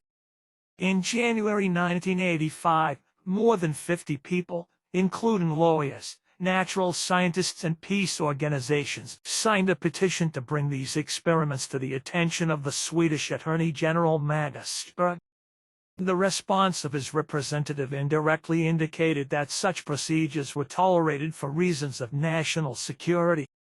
Sweden is obviously a pioneer in the development of this technology, along with the United States of America. It is not surprising that the Swedish company Bionifigen, an association of biohackers at the epicenter Stockholm, promotes the use of hand-implanted microchips the size of a grain of rice to record the COVID certificate status. On October 28, 2021, the Swedish daily newspaper Aftonbladet reported the following: "Get your COVID certificate with a chip in your hand or elsewhere under your skin." It is becoming more and more popular to insert a chip with different kinds of information into the body, and now you can also insert your COVID certificate into the chip in the United States of America. Scientists from the computer company Sun Microsystems, which was incorporated into Oracle Corporation in 2010 through a takeover, and is a dummy company of the CIA, and since January 2021, together with other tech giants such as Microsoft and the MIT Corporation, has been behind the creation of digital vaccination passports. We're researching ways to implant virtual landscapes and scenarios into the brain of a wearer through a biochip implanted in the neck. Dr. Duran of Sun Microsystems claimed that the implant would have to be placed in the neck because this is a point where a person's nerve center is located, and that the nerve cords would run through the biochip. Interestingly, in the science fiction movie Matrix, the main protagonist Neo is brought into the virtual reality matrix by something like an electronic plug inserted in the neck. The scientists hope that this would create an interface between psyche and matter. The military-industrial complex want to introduce an implantable identification system to provide every citizen of the world with such a microchip, and to gain totalitarian control over the people. This implant will contain name, insurance number, photo, employer fingerprint, income information, criminal record, medical data, and so on and so on. The information will be retrievable with a scanner like supermarket checkouts. A government agency that gains access to this system would always know where the person is and what efforts they are making. Also, one could disturb such a biochip externally, or manipulate the medical values in the body from the outside. Such a system for animals has already been developed. Currently, millions of animals are provided with such an identification chip. The implant is the size of a grain of rice and consists of 3 components: a miniaturized microchip that stores the identification number and transmits the information to the scanner, a small antenna system that receives the signal, and a capacitor for fine adjustments. The scanner activates the implant with a frequency of 125 kHz, which is a low-frequency radio wave. These low-frequency radio waves penetrate solid objects such as walls and metals. The implant has no battery and is activated by the received radio waves, as with the stem receiver. The first generation of this monitoring system are cell phones and smartphones. Apart from the fact that the radiation from these devices can cause brain tumors if you hold them closer than 18 centimeters to your head when they are active, and the danger of this radiation is declared as untrue by the manufacturers and representatives of these devices, the smartphone, for example, is still equipped with many sensors. Besides the position localization, the smartphone can measure the ambient temperature, heart rate, pulse, and even the breathing interval. The camera and microphone can be activated from the outside. Your phone and several other phones in the vicinity can be used to gather information and location of a person. The smartphone constantly listens and links the data obtained with the user's profile up to a personality profile that can predict what your next steps will be. Every internet access, every phone call is recorded by the device, nothing remains registered. Even when switched off, the smartphone is sensitized to receiving and transmitting certain frequencies. There is almost nowhere in the world you can hide. The smartphone sends out electromagnetic vibrations at intervals that are not perceptible to the human ear, which are received by the subconscious and act on the nervous system. Thus, based on the measured mood, corresponding sensations such as euphoria, anxiety, depression, aggression, palpitations, shortness of breath, migraine, insomnia, hunger and appetite for certain foods, or spontaneous need for sexual gratification can be generated. The subliminal information flow and the individually tailored advertising changes the brain activity. The higher critical consciousness functions are switched off and one is put into a hypnosis-like trance where almost every message is unconditionally accepted as true. 512th Contact Saturday, 1st January 2011, 3:13 p.m. 60 Then I can talk openly. Thus Safina Painich explained again that on the earth a religious sectarian organization works together with a certain secret service to manipulate the people via television, computers, and the internet as they wish. Not only are television equipment and many monitors manipulated so that the organization can see directly into the room and observe and listen to everything where the respective device is located, but the computers are also manipulated at will. However, regarding the computers, it means that these can be controlled from outside and impaired, if that is the wish of the organization concerned. This has been the case for many years, whereby you also have been affected by it with your computer, which was penetrated in order to disturb your work, such that with certain writings, articles and books that deal with religious and sectarian delusion, serious mistakes have been inserted or important facts deleted. Even pure computer disturbances are practiced with you, whereby even faults can occur. The whole thing, however, goes even further, because the mentioned secret service religious sectarian organization also intervenes in the lives of all users of televisions, monitors, and internet users, and manipulates them.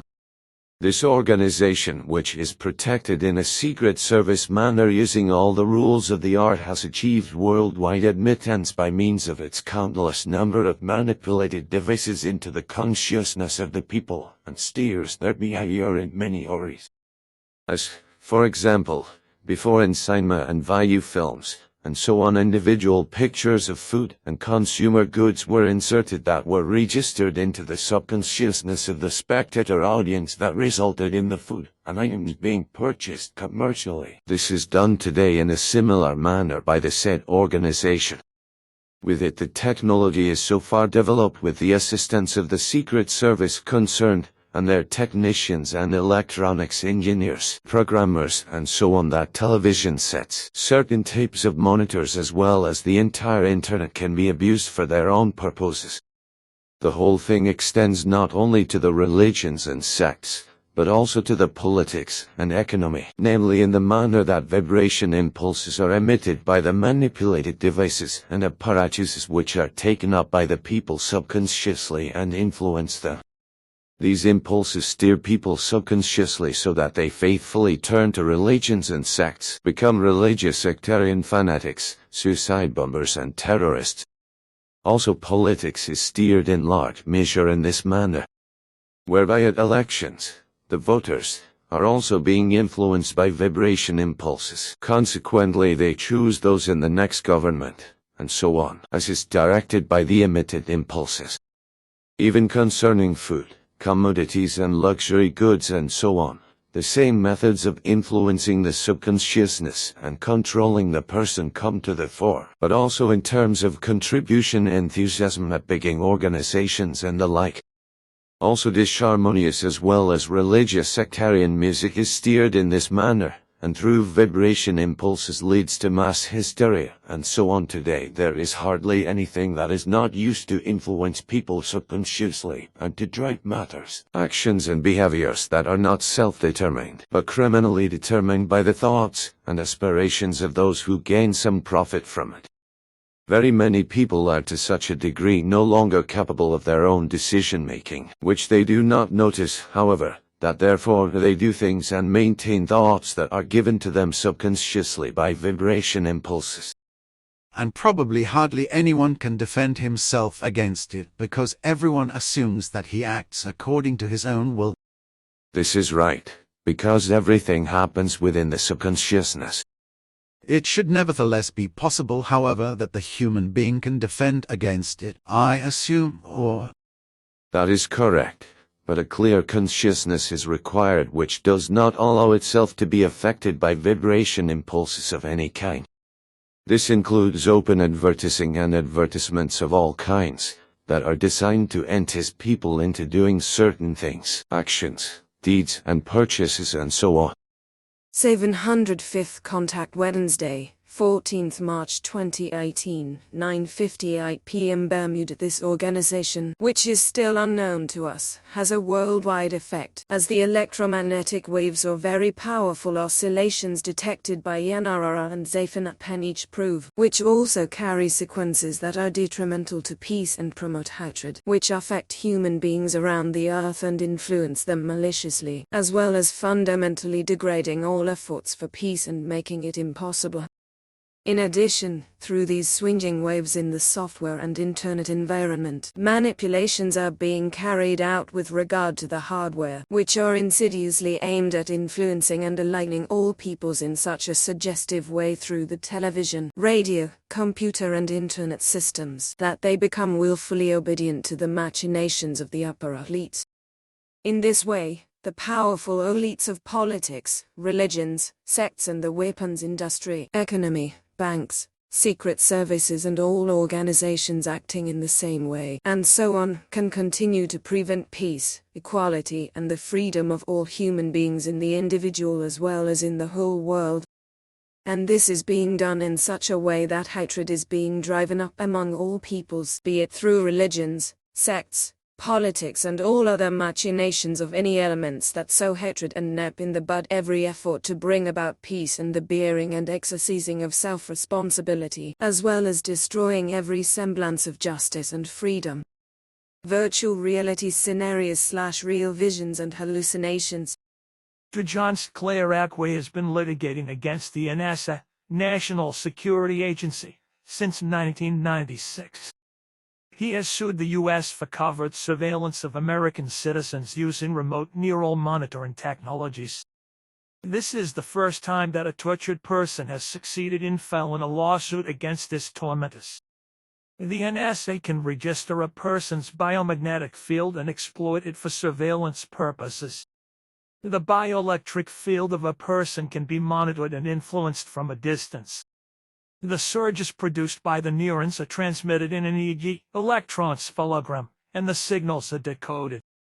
Stimulation of brain waves has been researched since Project MK Ultra. This research was called radiation intelligence. The NSA has developed R&M technology as a result of bioelectric warfare projects and has long since established the link from the brain to the computer. With this technology, it is also possible to create the symptoms of waves, artificial possession, and muscle control.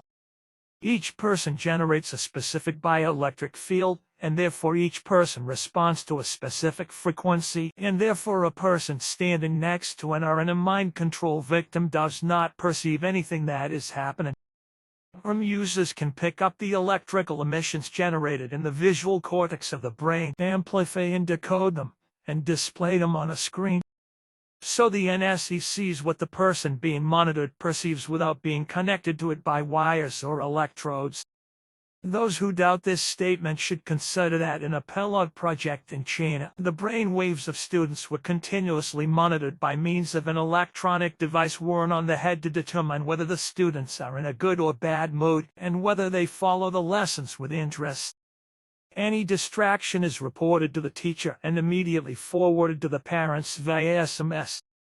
This is a technology that is available to the public, so to speak. What the elites of the military-industrial complex are not showing us is exactly this kind of R&M technology. It is also possible for the R&M operators to play images into the brain of the monitored person to create a virtual reality scenario. UFO researcher Dr. Carla Turner investigated a case in which there were 3 witnesses to a virtual UFO abduction. 2 witnesses were awakened in the apartment of their hostess by her screams. When they ran into the bedroom, they saw a bluish light completely enveloping the woman. Their friend Amelia, pseudonym, was in a trance state and seemed to be talking to someone. After a few minutes, the light went out, releasing her from a state of paralysis. Amelia told her friends that the event began after she heard a helicopter noise over the house. She felt as if she could see through the roof of her house. She claims that she saw the helicopter before it disappeared. She then saw a reptilian and a small blue-black creature standing next to the bed. Her 2 guests, on the other hand, saw no other creatures in the room. For Amelia, however, this virtual reality, VR, scenario was completely real. Mind control researchers have several people among their victims who experienced such VR scenarios. Adlight claims that whenever a typical VR scenario occurs, his consciousness is abruptly altered and he suddenly perceives a different environment. After that, he sometimes sees people, can perform actions and walk through virtual landscapes. During these scenarios, Ed and his fellow sufferers can no longer distinguish what is real and what is not. So they have managed to record and influence thoughts, hearing, vision, reactions, and muscle commands by registering amplification and decoding of brain waves. The groundwork for global cyberlink control of humanity has long been laid. In August 1996, the United States Air Force published a strategic study entitled Air Force 2025. In this operations report, a cyber situation is promoted. In it, military officers describe soldiers who can virtually enter a battlefield using brainwave manipulation and satellites. This cyber soldier is said to be able to operate directed energy vehicles from a satellite by means of his implanted biochip in the brain and virtually go to any place on the Earth's surface which is under the GLSS system, Global Area Strike System, to fire directed energy weapons at potential trouble spots, which will be described in more detail later.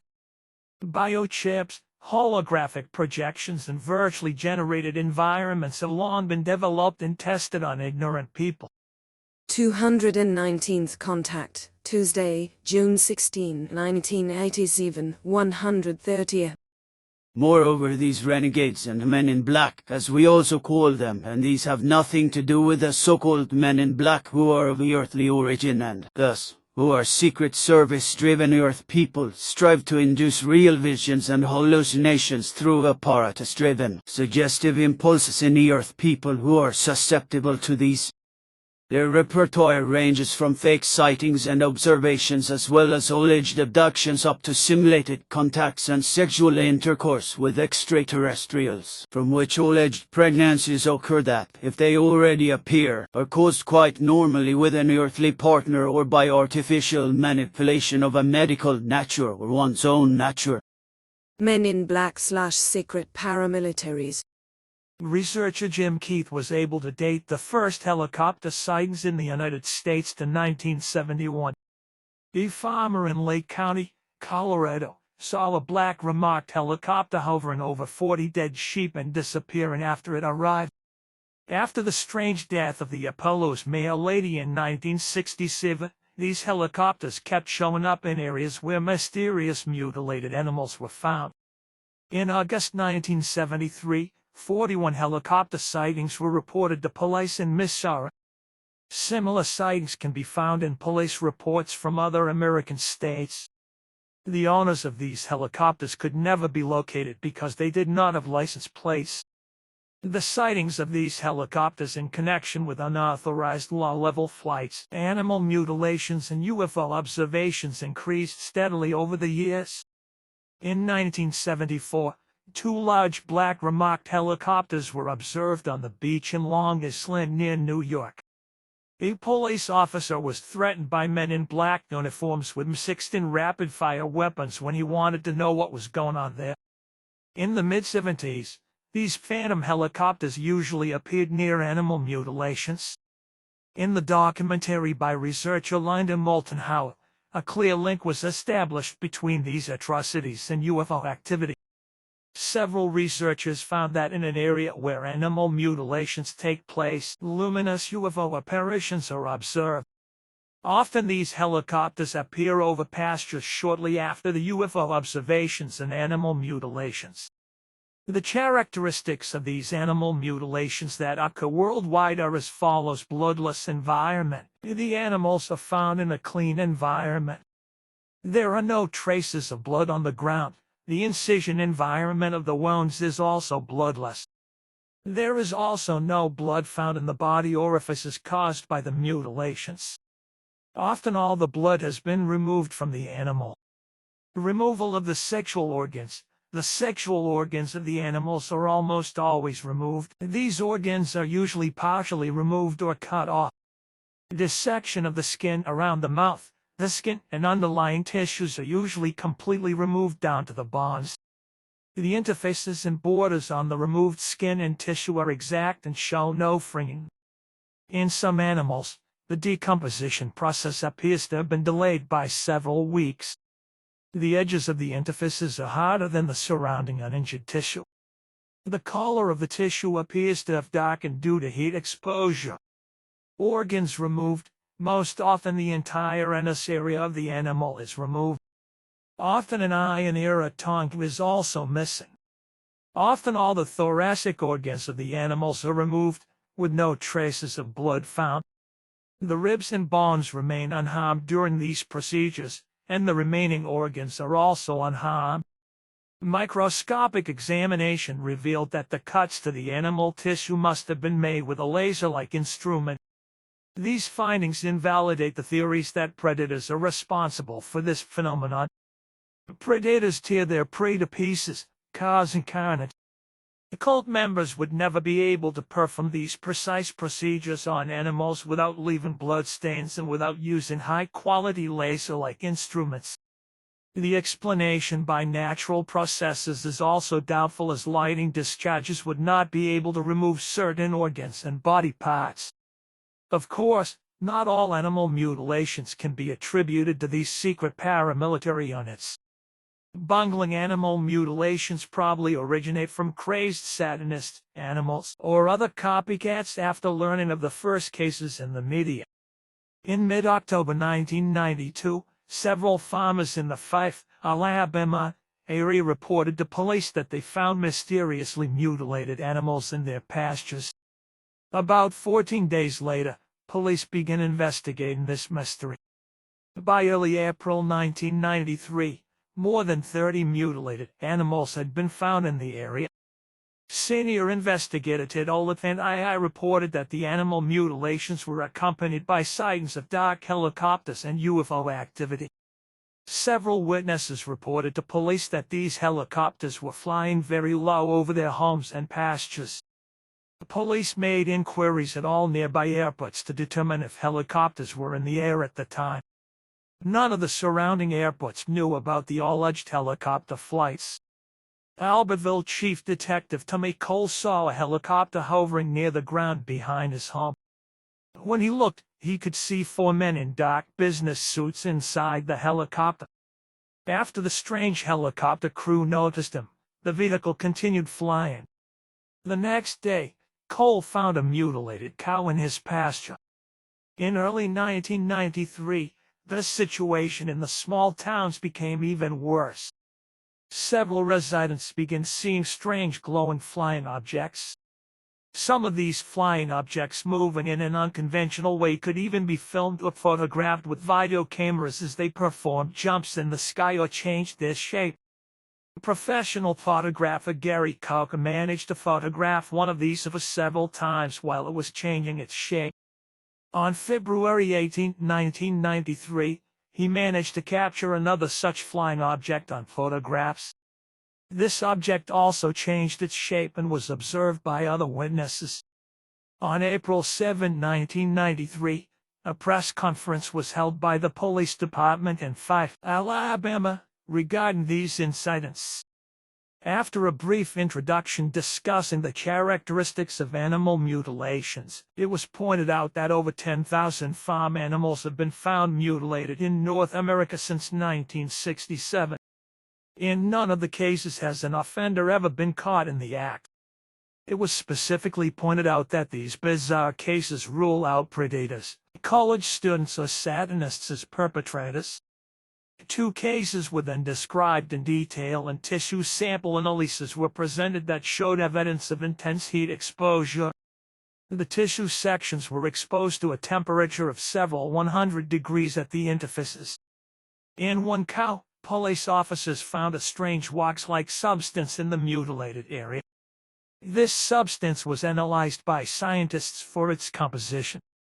The analysis showed that this substance is mainly composed of aluminum, silicon, titanium, and oxygen.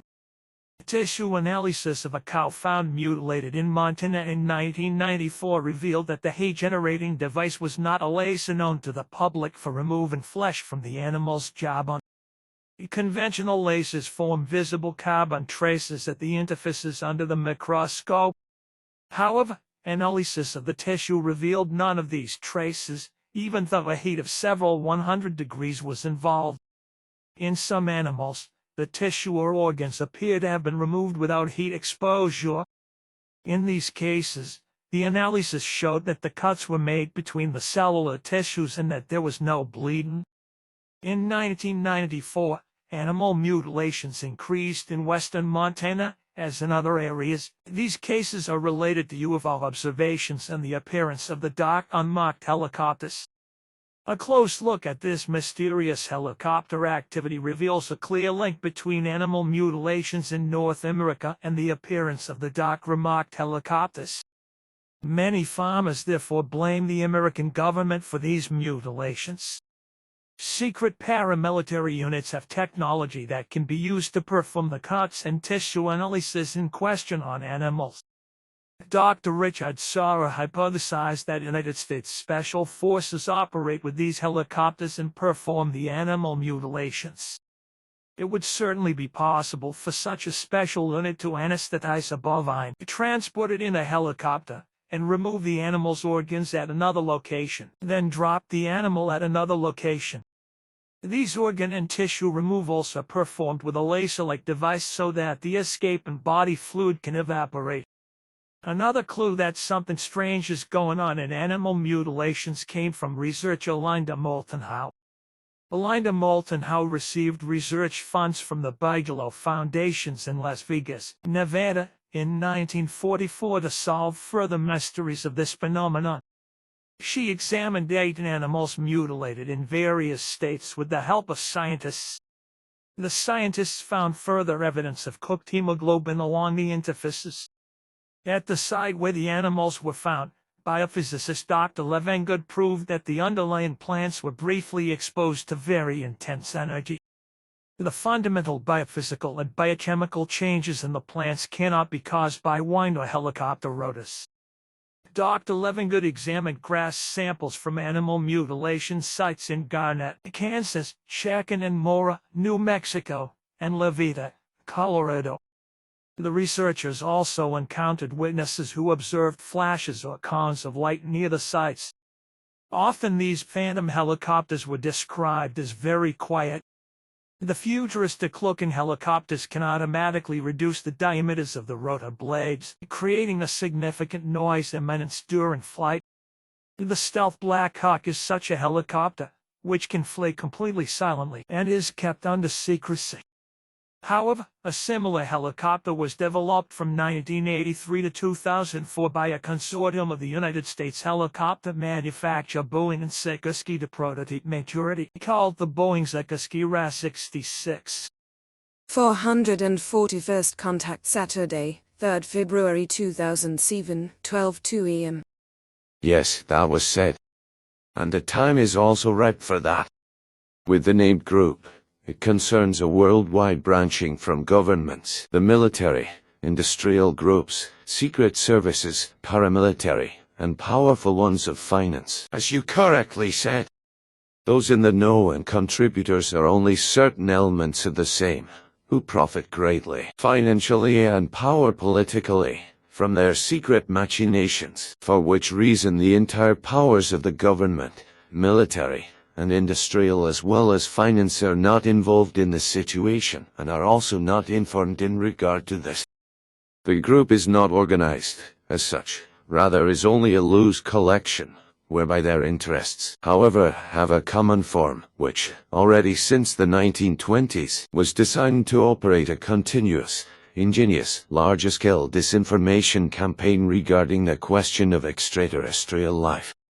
The group, which is split into many small groups, has many kinds of technical possibilities at their disposal, which they employ for their evil and human misleading purposes. That started with technologies of electromagnetism to do with precision electronics and computer engineering, up to and including apparatuses through which brainwashing and the programming and altering of consciousness is evoked in humans. They even have back-engineered beam ships at their disposal, whereby, in certain contexts, even anti-gravity finds application. It has also occurred many times that premeditated abductions of Earth humans by extraterrestrials and the massacre of animals has been and is faked by this group. That stands partly also in connection with those illusionary and schizophrenic visions and apparent experiences of those who believe that they have had, or have, these kinds of real experiences, also wrong information and falsified pictures of alleged extraterrestrial flying devices is strategically circulated worldwide, whereby according to our investigations, about 98% of all false pictures, films, videos and false information is directed at moving the Earth humans to angst and terror of extraterrestrials and to engender hate and thoughts of revenge in the Earth humans. However, precisely that is the launching platform for the infamous machinations of the worldwide group, because, through disinformation and fearmongering in regard to the malicious foreigners to Earth, the entire group, which reaches right around the world, derives horrendous advantages of a financial, governmental power, military power as well as an economic form. The entire war, electronics, and weapons industries, and so forth, thereby gain an enormous boost. Yet, in the worldwide group, secret paramilitary units also exist as smaller groups, which carry out the same kind of operations which, however, are mostly controlled by the worldwide group. In particular, these small groups carry out premeditated abductions which are credited ostensibly to the extraterrestrials, as well as, however, also simulated appearances of alleged extraterrestrial flying craft, which are then collectively declared to be extraterrestrial UFO appearances and are often observed, photographed and filmed by many people. Thereby the illusion of an ostensible extraterrestrial abduction or observation of extraterrestrial flying devices is evoked. What is further to say about that is that, in this worldwide group, with all the small groups who partly also work autonomously, there exists a proper trade and a subculture in regard to animal massacres and abductions and so forth.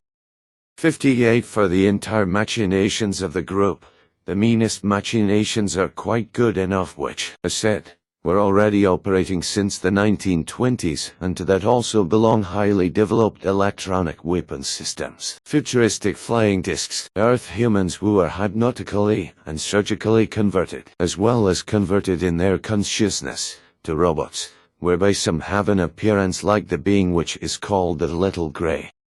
Betty Andreasson has had recurrent alleged UFO abduction experiences since January 1967.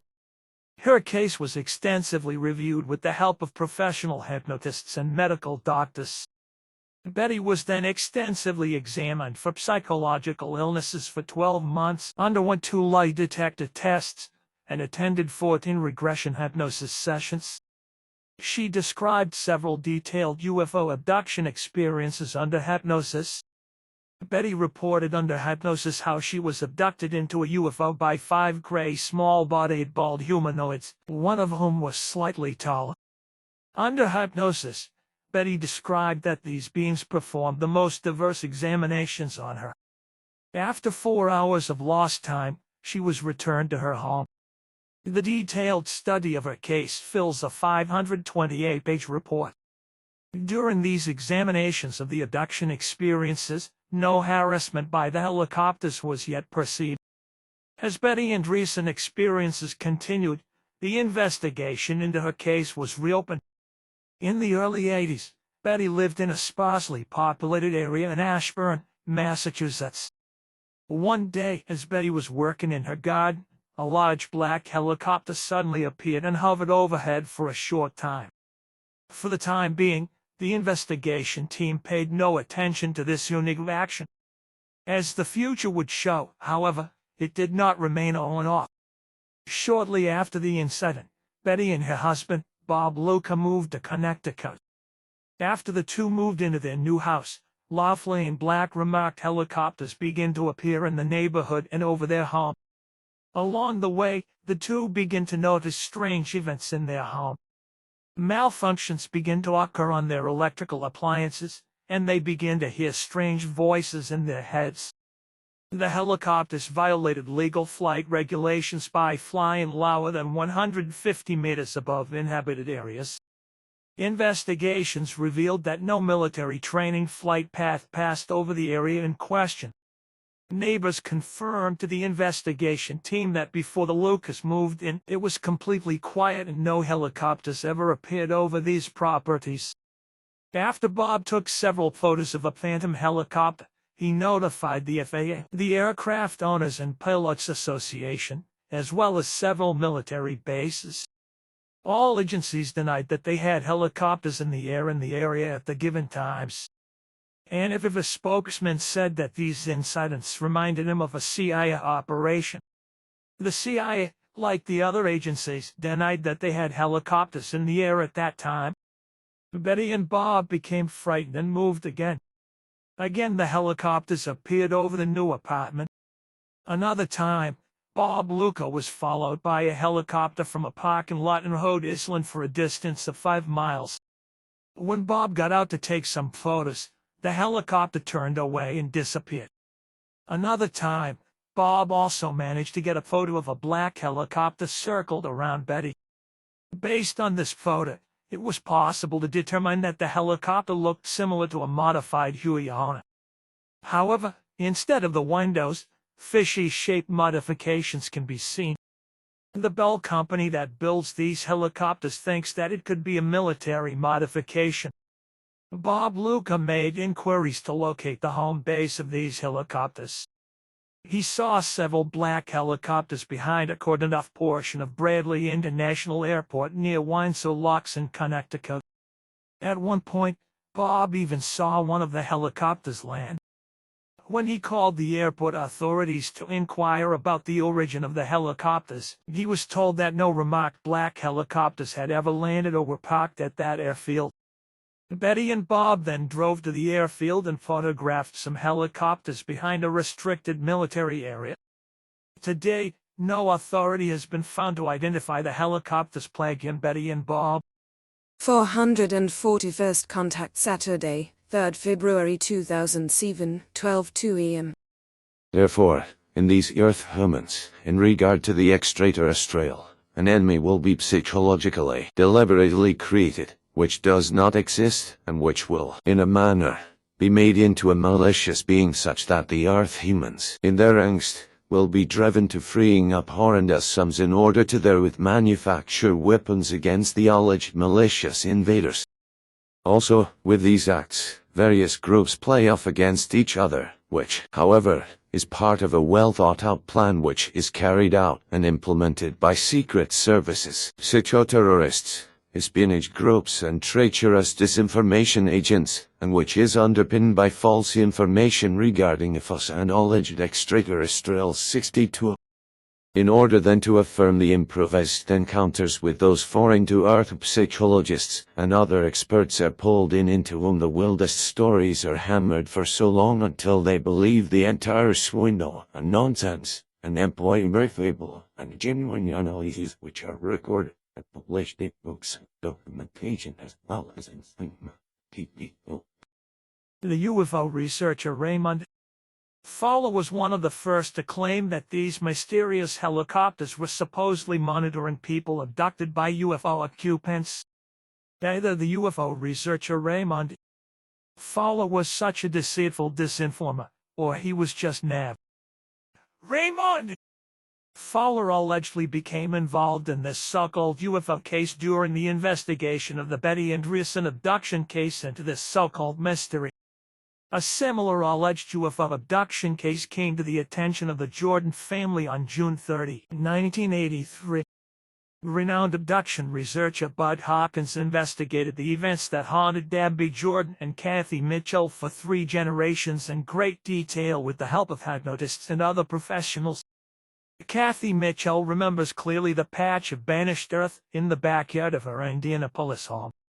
Her mother and sister were home alone that evening when they spotted a light by the pump house of their swimming pool. According to their description, they saw a softly glowing source of light about the size of a basketball. Since Debbie was at a neighbor's house, her mother called there and told her about the eerie occurrence. Debbie immediately drove home, armed herself, and checked the property. However, she saw no traces that indicated burglars. Shortly after, the family members found the burnt patch of earth. The family's dog stayed near the stain for a long time and lost its hair as a result. Investigations by means of a Geiger counter revealed increased radioactivity at the banned spot. Even 7 months later, the snow first melted over the affected patch of grass. The soil did not hold moisture in its banned dried-out state. According to a chemical analysis, an uncontaminated control sample from the same plot had to be subjected to a heat treatment of about 426 degrees Celsius, 798 degrees Fahrenheit, for 6 hours. After this unexplained event, Debbie began having recurrent nightmares and traumatic conditions. The investigation, led by Bud Hopkins, revealed a complex UFO abduction experience. Debbie Jordan described how someone inserted an implant into her ear near the garage. Debbie could not accurately describe her tormentors because she was enveloped in a diffuse light. Further hypnosis regressions revealed common abduction experiences. It turned out that Debbie Jordan and her family members were visited several times by small, gray, large-headed, hairless beings. During these abductions in UFOs, they described under hypnosis that the beings were taking tissue samples and eggs from them. Shortly after the two sisters began communicating with Bud Hopkins, strange events began to occur. Otherwise properly functioning electrical appliances began to go haywire, and sometimes the subjects heard voices in their heads. After June 30, 1983, black remarked helicopters suddenly appeared over their property. The helicopter flyovers began to increase after that. As with Betty Andreasson, These also violated aviation authority safety regulations. At one point, a helicopter nearly ran Kathy off the road. Because these helicopters have black opaque windows, it is impossible to identify the crew. One evening, a helicopter circled over Debbie Jordan's house for more than an hour, shining its strobe lights through the windows into one interior. At one point, the volume was so high that a window in the bedroom broke. These incidents are also confirmed by the neighbors. Even Debbie Jordan's children were intimidated by the occupants of a black remarked helicopter. The helicopter flew so low over the playing children that their faces were covered with dirt. The helicopter then landed, and a blond man in a dark green jumpsuit approached them from the cockpit to ask if they would like to go for a ride. The children then ran home quite distraught. At one point, Debbie tracked one of the helicopters to Fort Harrison. Since there is a military base there, she could only watch the landing from a distance. At one point, Debbie observed a black helicopter surrounded by men dressed in combat fatigues outside the school grounds where she worked. The investigation into the origin of these helicopters was similarly unsatisfactory to that of Betty Andreessen and Bob Luca. These voices and images of these alleged UFO abductees could be transmitted into the minds of the victims using wireless mind control methods. This technology was developed by Dr. Joseph Sharp and Alan Frey, as mentioned earlier. They experimented with electromagnetic waves that could transmit spoken words via pulsed microwaves directly into a person's audio cortex. These experiments date back to the 1960s, and the so-called Frey effect is also known as hearing by microwaves. Microwaves could also be the cause of the interference of electrical appliances. Folklorist Dr. Thomas Bullard compared 270 UFO abduction cases worldwide between 1868 and 1984 for their commonalities and peculiarities. The data from Dr. Bullard's more detailed study ranged from a few credible press reports to very well-studied abduction cases. The focus of the cases he studied was in the late 1970s to early 1980s. Of the 270 abduction cases included in his study, 132 occurred in the United States, 51 in Europe, 66 in South America, 15 in Australia, 8 in Canada, and the remaining 9 in other countries. Since one abductee had multiple abduction experiences, the sum of the cases is greater than the number of people included in the study. Interestingly, Dr. Bullard found only 4 abduction cases in which the abductees were harassed or monitored by black remarked helicopters. Among these cases is the previously described case of Betty Andreessen. It is also interesting to note that all of the helicopter incidents occurred in the United States and Canada. These helicopter incidents occurred only in the United States of America and Canada, because the Secret Service controlled men in black and the secret paramilitary groups originate mainly from the United States of America. When the Iran-Contra affair was exposed in the mid-1980s, Lieutenant Colonel Dale C. Duncan ran into trouble from government investigators. His superiors in the Department of Defense wanted him to justify several million United States dollars from the black budget. The black budget is the treasury of the military and intelligence agencies and funds projects that are kept from the public, Congress, government officials, and even the president. Old Colonel Duncan was a member of a secret army within the United States Army. He spent a lot of money on covert operations in South America and other parts of the world. He used front companies and secret bank accounts for his financial transactions and money laundering. The United States Congress appropriated $90 million for the Special Operations Division (SOD) in 1981. Of that amount, about $20 million went into the black budget. With this $20 million, a secret unit called the Intelligence Support Activity (ISA) was created. The mission of this unit was to gather intelligence for the secret armies worldwide. The ISA was the intelligence arm of this division operating in secrecy from Congress. Old Col Duncan ran a company in Annandale called Business Security International Inc. In 1982, in reality, this was a front company from which covert operations were run under the code name Yellow Fruit. These operations were so secret that neither the highest levels of the Army nor Congress knew anything about them. Over time, the SOD became more than a secret squadron. The SOD became a SEAL-like organization in the state because of its fund methods, such as for Operation Yellow Fruit. These paramilitary units carried out their missions for the CIA and NSA in a variety of hot spots. As a result of the Iron Country investigation, it came to light that this division had created several black programs that the military's top commanders were unaware of. The Special Access Program Oversight Committee eventually discovered that the secret soldiers were running between 50 and 60 black programs. It took nearly 4 years to trace the money flows and transactions. Much of the evidence was destroyed, even though the destruction of government documents is prohibited by law. Many of the contents of these programs remained hidden from the investigation team. Some of the individuals involved, such as Coldale Duncan, were convicted in court. Most of the people involved in the scandal could not be proven to have done anything concrete, although the investigation reached the Directorate of the NSA. FIDU's Special Bulletin 30 October 2006. The so-called SOG Team, Special Operations Group, of the CIA, Central Intelligence Agency, really exists, and this is a damn unpleasant fact, because both the SOG Team and the CIA do not shy away from any murder. The CIA's SOG Team is a secret army equipped with every conceivable weapon, including those that even the U.S. Army can only dream of.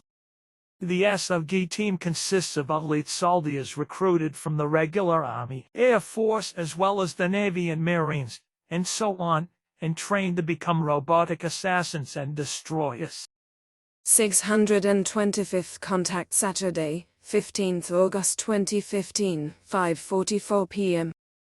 Then a question regarding what you once told me, namely that in the United States there is a grouping, that is to say a secret organization, that is very well concerned with the things about extraterrestrials and their flying apparatuses and so on, but which in terms of its machinations, knowledge and experiences, is however shielding itself not only from the public but also in relation to the US President and the senior rulers, so that they are all left in unknowledge and not informed.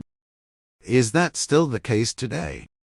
Yes, and this corresponds to an undisputable but extremely secret fact, whereby the responsible ones of this grouping are also anxious to deny and conceal their machinations, cognitions, and experiences about non-terrestrials, the way these are given regarding non-terrestrial existences, activities, relations, and incidents, and so on. This grouping, that is to say secret organization, also poses a great danger to persons who make certain observations regarding so-called UFOs, as well with regard to secret activities that originate from the grouping. Particularly when observing persons want to get to the bottom of the matter, and thus create elucidation, they run the risk of getting caught up in the cogwheels of the secret organization, and being gone after or even harmed should it end with nothing but harming. What do you mean by great danger? Must it be understood as danger to life and disappearing from the scene? That corresponds to what I mean. Aha, then we are, as in the past, back with the dark-dressed ones who also followed Gilgamesh. You are certainly still able to remember that, don't you? Of course, however, it must be said that there were two groups of the Men in Black, once the mentioned intelligence-controlled Men in Black, and once the Syrian Black Men. Both groups operated separately. The Syrian Men in Black were extraterrestrials who tried to prevent any kind of UFO researches with all means, because they wanted to prevent that positive extraterrestrial forces would try to take up contacts with Earth people and to assist these helpfully. They also did not shrink from assassination attempts to reach their goals. Some UFO researchers disappeared without a trace after they met the Syrian Men in Black. The Syrian Men in Black are people who have a strange appearance and appear after UFO sightings and try to intimidate the witnesses. They usually posed as members of an intelligence agency, such as NORAD, North American Aerospace Defense Command, without ever showing identification or a warrant. They wore old-fashioned black clothing, had artificial-looking hair, pulsing eyes, a mechanical-sounding voice, moved much like a robot, had dark skin but not exactly black, and drove around in black limousines, often Cadillacs, knowing everything about the person they were paying a visit to. If the men in black did not get the requested UFO material such as photos, videos, or notes and so on from the visited persons, like for example private UFO researchers, not voluntarily, simply break-ins in their houses or destruction of the material took place, or was simply murdered and never again found. In general, the MIB were described as omniscient and dangerous. They would suddenly appear out of nowhere, and disappear in the same way, never to be apprehended by forces such as the police. The black men had abilities that seemed phenomenal to ordinary citizens. They could steal any objects from locked rooms, or could locate any person on Earth in a very short time.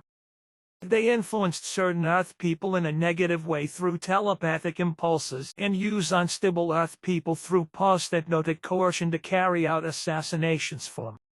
The reports about the Syrian men in black went back to the 1950s. However, they are no longer a danger because they are no longer on Earth. 265th contact Thursday, 11th June 1998, 1:30 am. Although I know the reasons why the men in black do not appear to me themselves, I still find it strange why I have not seen anything of these rascals for years. The last time was when the guys attacked my daughter Gilgamshire and apparently wanted to kidnap her. It's not that strange, because at least the group of these foreigners who were up to no good in the first few years are prevented from appearing on the centre grounds themselves by a reporting system we installed.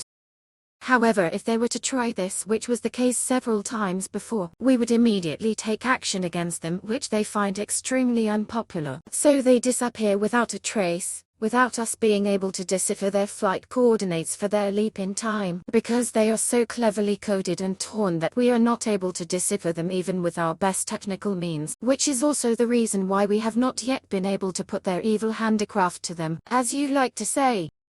But to my knowledge, Peter had told me there is also a group of men who are controlled by the Earth authorities, who only dress in black and drive around with black bodies to put pressure on so-called UFO observers and so on. That is right, but they have not played a role in your case yet. Did they have anything to do with the Secret Service agents who were on me? No, in no way. The black remarked helicopters belonged to the intelligence-controlled men in black and to the other small secret paramilitary units, which were still controlled altogether by an elite group of the military-industrial complex.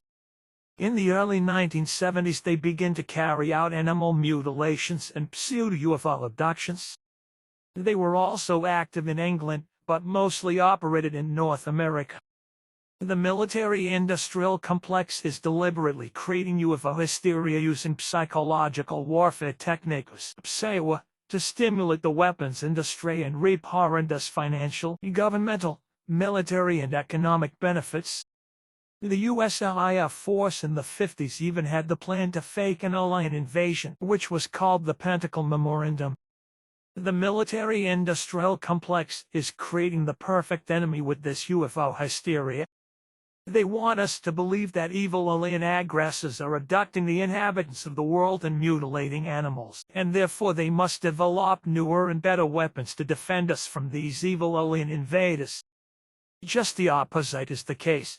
We must defend ourselves from the military-industrial complex, which fakes UFO abductions and animal mutilations to boost the weapons industry to make more and more money, to expand their power and to invade other countries. They are the evil alliance, but they want us with their fear-mongering through movies like War of the Worlds, Men in Black, Independence Day or Edge of Tomorrow, where of course the United States saves the world from the alien devils from outer space. A CIA memorandum declassified under the FOIA Act in April 1977 proves that circles within the CIA were concerned as early as 1952 with how the UFO phenomenon could be used for pre-war operations. The translation of the document addressed to the then CIA Director Walter B. Smith reads memorandum to Director of the Psychological Strategic Division Matter Flying Saucers. I am overlooking today a proposal to the National Security Council, tab, which summarizes that the problems associated with identifiable flying objects appear to have implications for psychological warfare and intelligence operations. The background to this view is presented in detail in tab B. I recommend that we discuss at a departmental meeting the possible offensive or defensive uses of this phenomenon for psychological warfare purposes. Psy-war uses all available means to influence the consciousness of its opponent. The technologies used in this process cause psychological effects, although they themselves are of a different origin. In this light, propaganda, undermining state security, sabotage, covert operations, guerrilla warfare, counterintelligence, and political, economic, and racial pressure are very effective weapons. They are so effective because they create strife, discord, mistrust, fear, and hopelessness in the target group without these factors originating in the consciousness of the propaganda or psy-war authorities. Psychologically oriented military operations are playing an increasingly important role in today's world. Such psy-war operations serve to influence consciousness in order to soften up and weaken the enemy. Under President Kennedy, the CIA began in December 1961 some covert psy-war operations. One was to depose Fidel Castro by making him look ridiculous to his government. One time, the CIA wanted to pollinate the airspace around a radio station visited by Castro with chemicals that caused hallucinations. Another time, the CIA wanted to prepare Castro's cigars with LSD so that he would embarrass himself in front of his people during a public appearance. Psy-war experts also wanted to use fireworks to create an image of tryst off the Cuban coast to show the Cuban people that Castro was on the wrong side of God. Researchers at MIT succeeded in 1986 in creating three-dimensional holograms that can also be projected into the sky. Such holograms are created with lasers, mirrors, optical fibers, and computers. A 2018 US NAVY patent describes a technology that uses lasers to draw mirages in the air and sky. The high-powered lasers developed under the program are capable of selectively ionizing the air at a location to create a burst of glowing plasma. The U.S. patent describes the following: the laser source is mounted on the outside of an aircraft and can generate laser-induced plasma that can then serve as a swap body for attacking systems. In 2011, the Japanese company Aerial Berk demonstrated that rudimentary 3D images can be painted in the air using rapidly sequenced plasma points. It is a fact that psy-war specialists can artificially create UFO holograms or naval apparitions in order to establish UFO contacts and to test the reactions of the witnesses so that one can avoid possible mistakes within employment.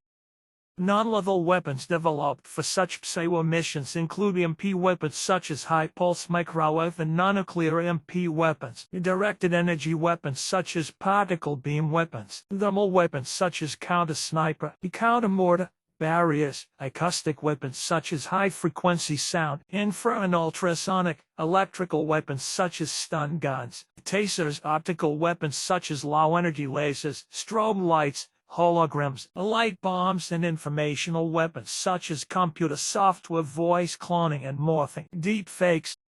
Underground military bases. These huge underground military bases are built mainly by the military-industrial complex, under the strictest secrecy, and financed from the black buckets. One of the largest known underground facilities is the North American Aerospace Defense Command, NORAD, which is located deep under the Cheyenne Mountains in Colorado. Similar large facilities are located all over America, such as West Point, New York, Area 51/S4 Groom Lake, Nevada, or White Sands Army Missile Range, New Mexico, or under Mount Blackmore in southwestern Montana, and so on, and so on. In the United States of America, such underground facilities are planned and built since the 50s. These underground bases are supposed to confirm the operational capability of the United States of America even after a nuclear war. In a study carried out in 1960 by the R&D Corporation, 12 possible sites for the construction of deep underground bases were proposed. The depths of these facilities were given as 300 meters. Many of these underground facilities include command facilities, weapons storage, nuclear missiles, and research laboratories. In 1989, it became known that FEMA and the Pentagon were operating underground bunkers where the entire United States government could retreat in the event of war. In the event of a crisis, up to 1,000 civilians and military personnel can access these underground facilities. Although FEMA is run as a civilian agency, it works in strict secrecy with the Pentagon. Black-tagged helicopters have often been spotted near FEMA facilities. FEMA's National Maintenance Center is located at the American-Canadian-operated NORAD facilities under the Cheyenne Mountains in Colorado. Interestingly, as was mentioned earlier, the Syrian men in black also often posed as NORAD agents, but without ever showing identification or a warrant. There are about 1,700 people working in this underground base. Construction of these facilities requires technology that could be straight out of a science fiction movie. Conventional tunneling machines are large cylinder-shaped devices that dig through the earth, rock or stone, and so on. The machines used by the machine-displaced earth is transported away by trucks or trains, the disadvantage being that such large amounts of earth or rock cannot be transported away unnoticed. That is why the nuclear tunnel boring machine was designed by Los Alamos Laboratories in the early 1970s. This machine melts through the rock or soil and leaves a glass-like tunnel behind. The biggest advantage of this machine is that it does not require trains or trucks to remove the exposed soil. 723rd contact Thursday, 3rd October 2019, 9:46 p.m. And we did not let ourselves be recognized by them all, because already at the beginning of my father's annals it was clearly warned against ever coming into contact with the earth foreigners and the future ones, just as we should also never penetrate into the direct range of their flying apparatus.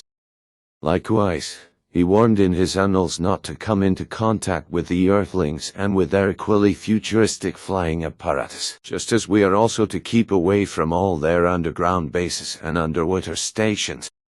724th contact Friday, 11th October 2019, 9:49 p.m. I am not allowed to give any information about the men in black and underwater UFO stations. Electromagnetic pulse weapons / Nikola Tesla technologies. There are also advanced electromagnetic and microwave defense devices in the United States of America, which can also be used for attacks. In addition to electromagnetic weapons aimed at people, there are also those being developed that can be used to target equipment, aircraft, and vehicles. These technologies include high-frequency microwave pulse weapons, H-beam weapons, and electromagnetic pulse weapons, EMP weapons, which can disrupt electrical circuits and therefore pose a threat to aircraft and vehicles, and are of great interest to special operations forces. EMPs are better weapons than EMPs, because it is more difficult for an enemy to protect its electronics from an EMP than from an HMP weapon, because with an HMP weapon the frequency range is known, and therefore it is easy to find a defense against it. The United States of America, respectively, the military-industrial complex has intimated real weapons that can shut down the power supply of a whole city. Since the last 40 years, several research programs have been launched to study the effects of intense electromagnetic fields on electronic devices, so that countermeasures can be developed. For this purpose, electromagnetic pulse simulators have been developed. These simulators generate very short, intense pulses of electromagnetic fields that are particularly noticeable in the vicinity of the simulator. The main activity involves the effects of powerful microwave pulses, the so-called high-power microwave (HMP) pulses on integrated circuits and photocells. These released energies reproduce the non-ionizing radiation released in the high atmosphere after an atomic bomb explosion. This non-ionizing electromagnetic energy generated by a pulse simulator is similar to an electromagnetic energy burst caused by lightning discharge in the atmosphere. These EMP-generated electromagnetic fields can disrupt or destroy sensitive circuits and electronic equipment, computers, communications equipment, remotely piloted weapons systems, the internet, and telephone lines. For example, if an airplane flies into an EMP area, it is lost without rescue because the electronics of the airplane fail instantly. 304th Contact Monday, 25th June 2001, 4:32 p.m. With these weapons all computer systems can be put out of order, for example in clinics, with authorities and in power plants, which you call power plants. In America several tests have already been carried out with such wave weapons, whereby whole cities were suddenly without electricity, which was then trivialized by the responsible persons with laying explanations that technical defects or weather influences occurred, whereby the electricity failure came about. The truth, however, is that as is customary in America one's own people were deceived and misused for testing purposes. Thanks to the wave weapons it has also become feasible that through the destruction of computer storage media and the entire electronics, any desired national defense can be brought to a state of inoperability. On May 23, 1983, United States President Ronald Reagan announced that the United States would develop a global shield against intercontinental ballistic missiles from the alleged Soviet threat. This shield was to be so impermeable that no missile could explode on American soil. The project was called Star Wars, a Strategic Defense Initiative, SDI. The distribution included chemical lasers, particle emitters, electromagnetic railguns, and X-ray lasers, but these weapons could not be developed because the development of such high-tech weapons was too challenging for scientists. This may be true, but these technologies most likely already exist through the research of the black budget of the military-industrial complex. Chemical lasers. A chemical laser weapon uses the energies developed in chemical reactions to focus on a target with a power of 25 megawatts.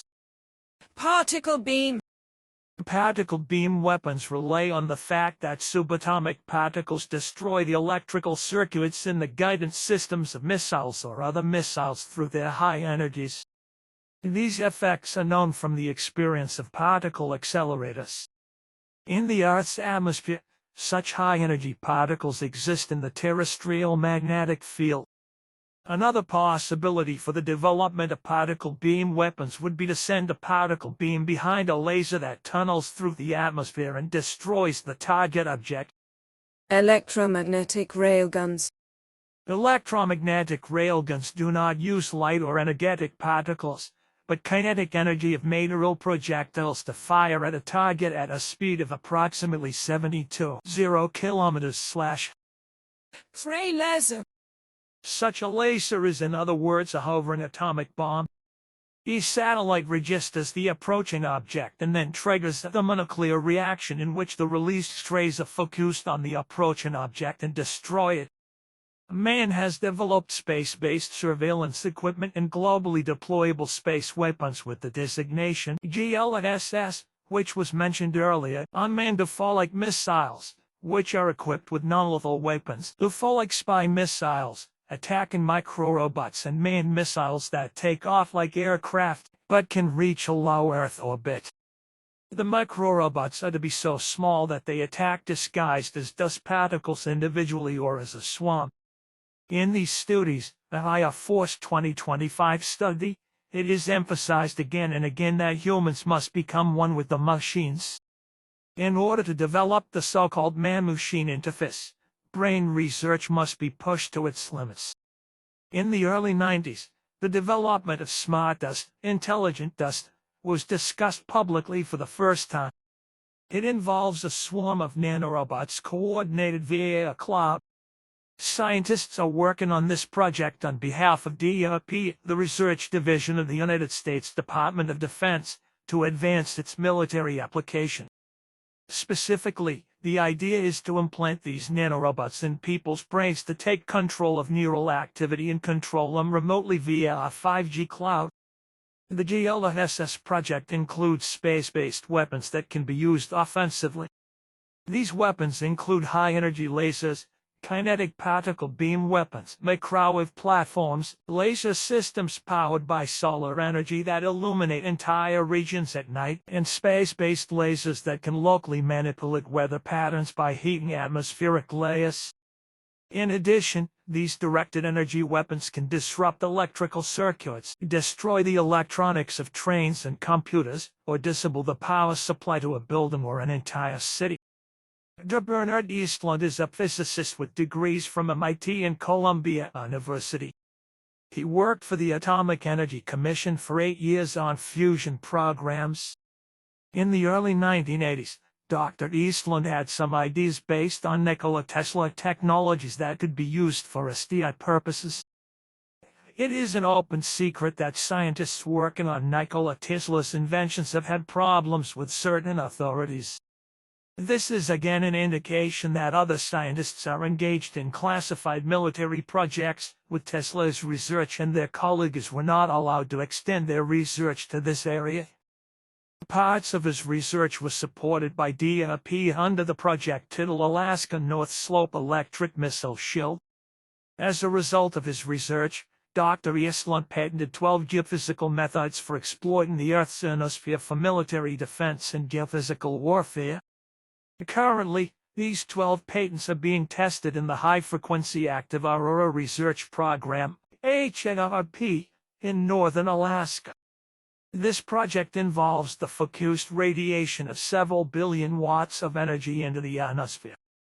United States Patent Number 4686-605 was awarded to Dr. Eastlund on August 11, 1987.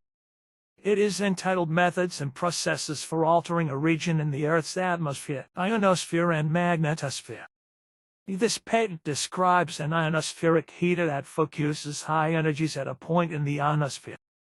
Conventional ionospheric heaters radiate their energies in a cone shape because one wants to study a large region in the ionosphere. The energy used is not concentrated, but dispersed. The method developed by Dr. Eastlund produces an energy of 1 watt per cubic centimeter. The ionospheric heaters used for research purposes produce about 1/1,000,000th of a watt per cubic centimeter. The energies generated by Dr. Eastlund's patent are large enough to lift and change the ionosphere at the heated location. By pumping such large amounts of energy into the Earth's atmosphere at strategic points, it is possible to disrupt radio communications or destroy the advanced guidance systems of missiles and aircraft. On the other hand, if the various frequencies for the propagation of electromagnetic waves in the manipulated atmosphere are known, it is possible to maintain a communication system even if the communication system of the rest of the world is destroyed. Further, by artificially manipulating these atmospheric regions, it is possible to influence the weather by altering wind speeds by creating focus and particle concentrations. Other patents that Dr. Eastlund has included between 1987 and 1994 deal with the propagation of electromagnetic waves through the ionosphere. Of particular military interest are the generation and propagation of extremely low-frequency waves, ELF waves, 1 to 100 is.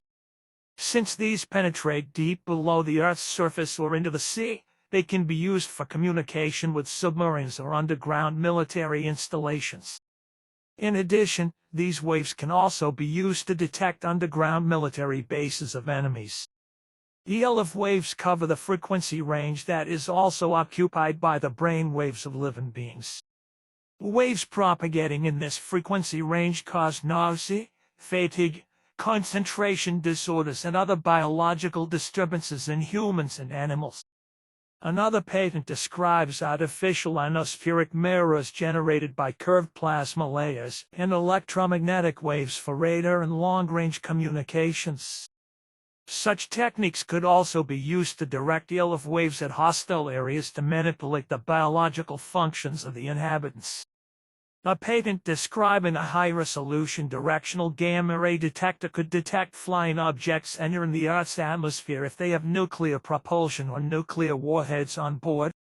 Another one describes a method of producing explosions as powerful as several atomic bombs, but without releasing radioactive radiation.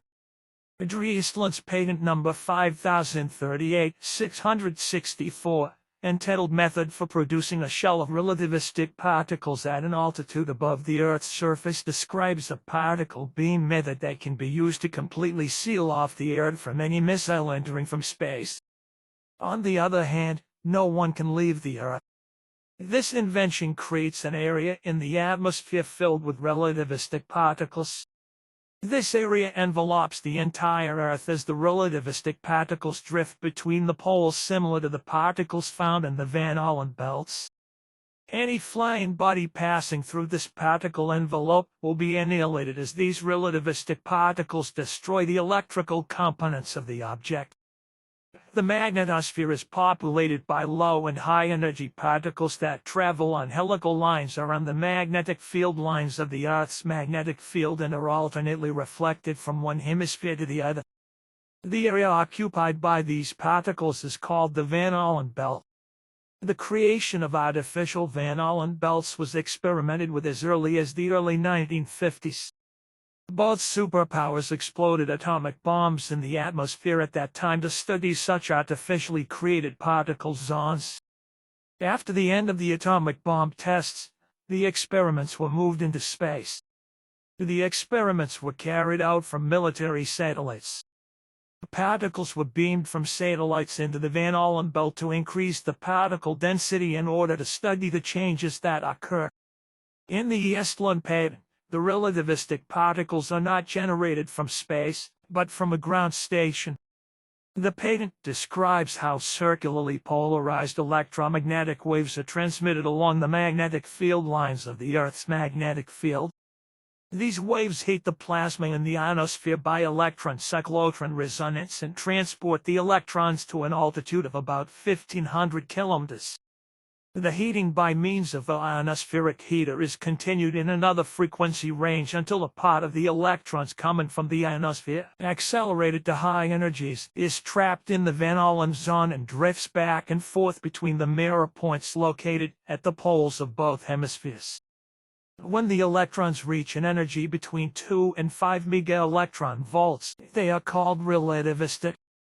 In this energy range, their mass has increased due to relativistic effects, and the electron concentration would be about 1 billion particles per cubic centimeter. The high-energy plasma is held between the magnetic field lines due to the dipole structure of the Earth's magnetic field, forming the envelope described earlier. These high-energy particles would collide with intercontinental launches, emitting their energies and causing the destroying of penetrating missiles. The power to be expended for this protective shield is very large and the environmental impact is unknown. All these patents of Dr. Eastland significantly affect the Earth's ionosphere, so they eventually affect all of us. The owner of the Eastland patents was a company called ASEO Power Technologies Inc. APTI. Investigation revealed that APTI was a subsidiary of Atlantic Richfield Oil Company, ASEO.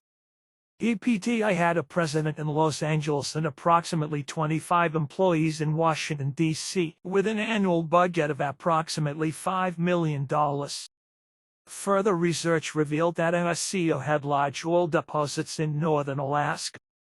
Developing these oil wells and transporting the oil to other states in the United States was too costly.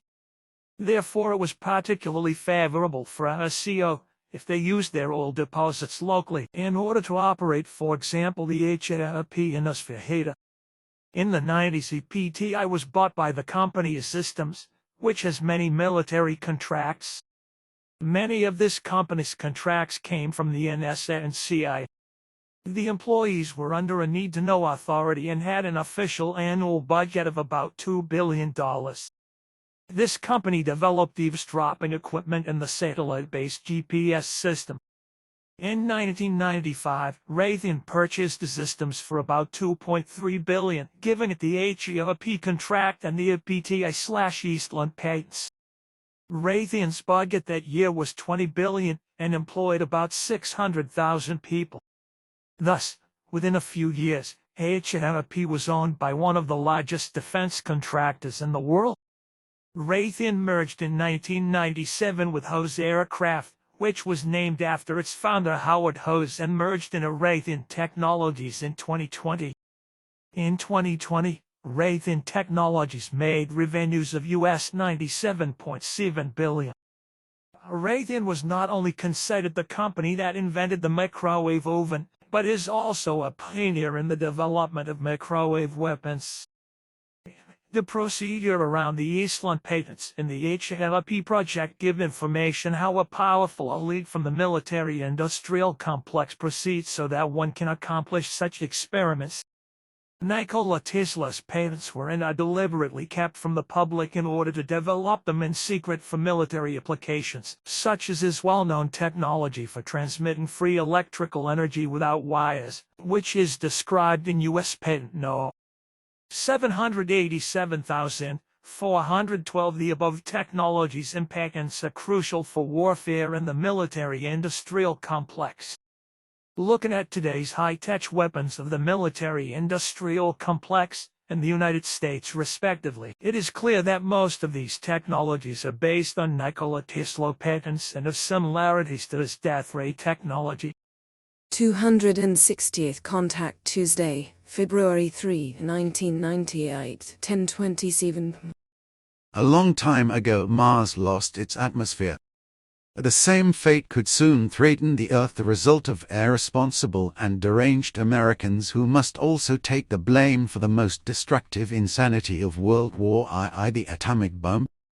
The United States government is trying to pacify everyone by claiming that HERP represents a purely scientific experiment, but the truth is that HERP camouflages an enormous ray weapon project.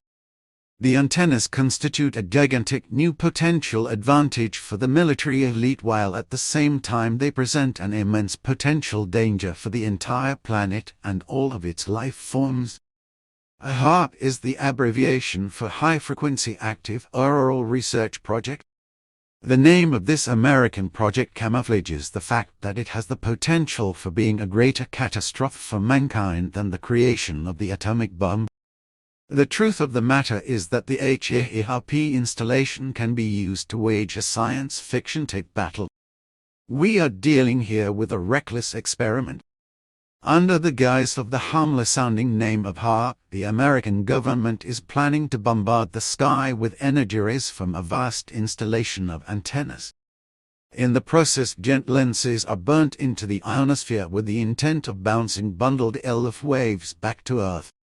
Bernard Eastland, an irresponsible student of Nikola Tesla, 1856 to 1943, prepared the scientific groundwork for HERP. He patented his work in 1985 under the menacing title Method and Mechanism for Changing an Area of the Atmosphere, Ionosphere or the Magnetic Sphere of the Earth. This project turned out to be global vandalism because immense amounts of energy with gigawatts of power are shot into the outer spheres of the Earth. The current impact and future effects on this planet and all life forms, human, animal and plant, cannot be estimated in any way whatsoever. 717th Contact Wednesday, 6th October 2021, 9:32 p.m. Now, if the recordings I see here again are genuine, and they seem to be, they clearly show what you have known since the time you saw with my father's Fluff, that the invention of N had fallen into the hands of the Nazis and was further developed by them. That means which you knew that N's plans of the invention were found and further developed by the Allies at the end of the war, just as the plans were passed on through espionage, and their data further developed, from which they came to fruition. If the Nazi researchers who were working on it at the time had been able to complete the invention entirely, and before Hitler together with his wife who had married him shortly before, was shot by his servants in his bunker in Berlin. Then he would have become the ruler of the world with this weapon. Yes, that's how I see and appreciate it. But you should know that the plans were secretly copied and passed on as a result of espionage, so that today 2 states have this weapon, although not even the highest leadership of these states knows anything about it, but only the military, and possibly the secret services. But if this is really the case, and it seems to be reality, then only certain few people are privy to it, including those who know how to operate this weapon, are unbound by friendship or marriage, and are monitored in such a way that they are killed immediately if they make the slightest noise to other human beings. We have seen this method in secrecy projects, and therefore know about it. Everything was handled in this way even before the last war, as well as that not even the leaders of the state found out about it, but everything was concealed from them. This happened because the who have their people even in the state leaders direct everything secretly. The last patent to be mentioned here described methods that can be used for advanced propulsion systems. Such methods are called power beaming systems, PBS, and the patents describe methods of transmitting energy through electromagnetic waves to propel flying objects. Dr. Eastland's patents describe methods that generate, radiate, and convert high-frequency electromagnetic waves into direct currents to power unmanned aerial vehicles. The Nazi flying discs, Roswell and Tesla technology are not found in a government-owned research facility, but in the underground factories of the various aerospace companies like Lockheed Martin, Northrop Grumman, McDonnell Douglas, Raytheon Technologies that also developed the stealth aircraft and are currently building UFO-like missiles. These companies have built large underground factories on privately acquired land that actually conceal the latest high-tech research facilities. These black projects are designed in such a way that, except for a few people, no one really knows for what purpose they are developing the particular experimental weapon system. The German designer Joseph Andreas Epp, who died on September 3, 1997, stated that he himself worked on German flying disc project. According to Epp, a functional flying disc was tested by the engineers Maiti and Bellozo in 1943. Epp also claimed that he developed a flying disc called Omega Discus 39/58 in 1968 and that the design plans were confiscated after he was visited by the paperclip scientist and chief assistant of Bull Aircraft Corporation Dr. Walter Dornberger. This photo taken in 1943 shows Major General Dr. Walter Dornberger seen from behind and Dr. Werner von Braun in the center during an inspection of the German Army Weapons Office by high-ranking military officials. In the insert is the paperclip scientist Dr. von Braun in 1962 at the side of American President John F. Kennedy during a visit to NASA's Marshall Space Flight Center. This flying disc was designed in France in 1955, has a diameter of about 10 meters and is powered by 3 135 engines and a turbojet, which can be seen at the bottom. 254th contact Tuesday, 28 November 1995, 11:33 p.m. Can you still tell me whether the construction plans for the flying discs seized by the occupying powers were the same kind that you imposed telepathically transmitted to the Germans, and who was actually responsible for them? You mean those plans from which the covers were finally made? Exactly, the transmissions went to 2 men named Schriever and Maiti, who also dealt with self-constructed plans for flying gyroscopes. It was these plans that fell into the hands of the Americans and the Soviets, who then devoted themselves to their studies and constructions. 672nd contact Thursday, 2nd February 2017, 11:11 p.m. List of conspiracy theories. Reichsflugzeug. The Third Reich had been in possession of a futuristic aircraft. True, the Nazi Empire developed this aircraft, which were about 2,000 kilometers per hour fast and reached over 12,500 meters altitude. However, these flying discs were single-wing aircraft, which were of a completely different type than normal wing aircraft. 50th contact Tuesday, 6th April 1976, 1:37 a.m. Thank you. Here I have a whole list. The first question is, does the American government have spaceships and alien corpses in their possession? They are in possession of certain destroyed materials from spaceships as well as some dead bodies of dwarf alien human life forms. Intact spaceships and the like, however, are not in their possession. The available materials are kept under strictest secrecy, and only a few insiders are informed and oriented about them. Is there not a danger that these things can be used to their advantage? Everything is so destroyed and deformed that no significant findings can be derived from it, at least not yet. It is very strange to them. 215th contact Saturday, 28th February 1987, 2:09 a.m.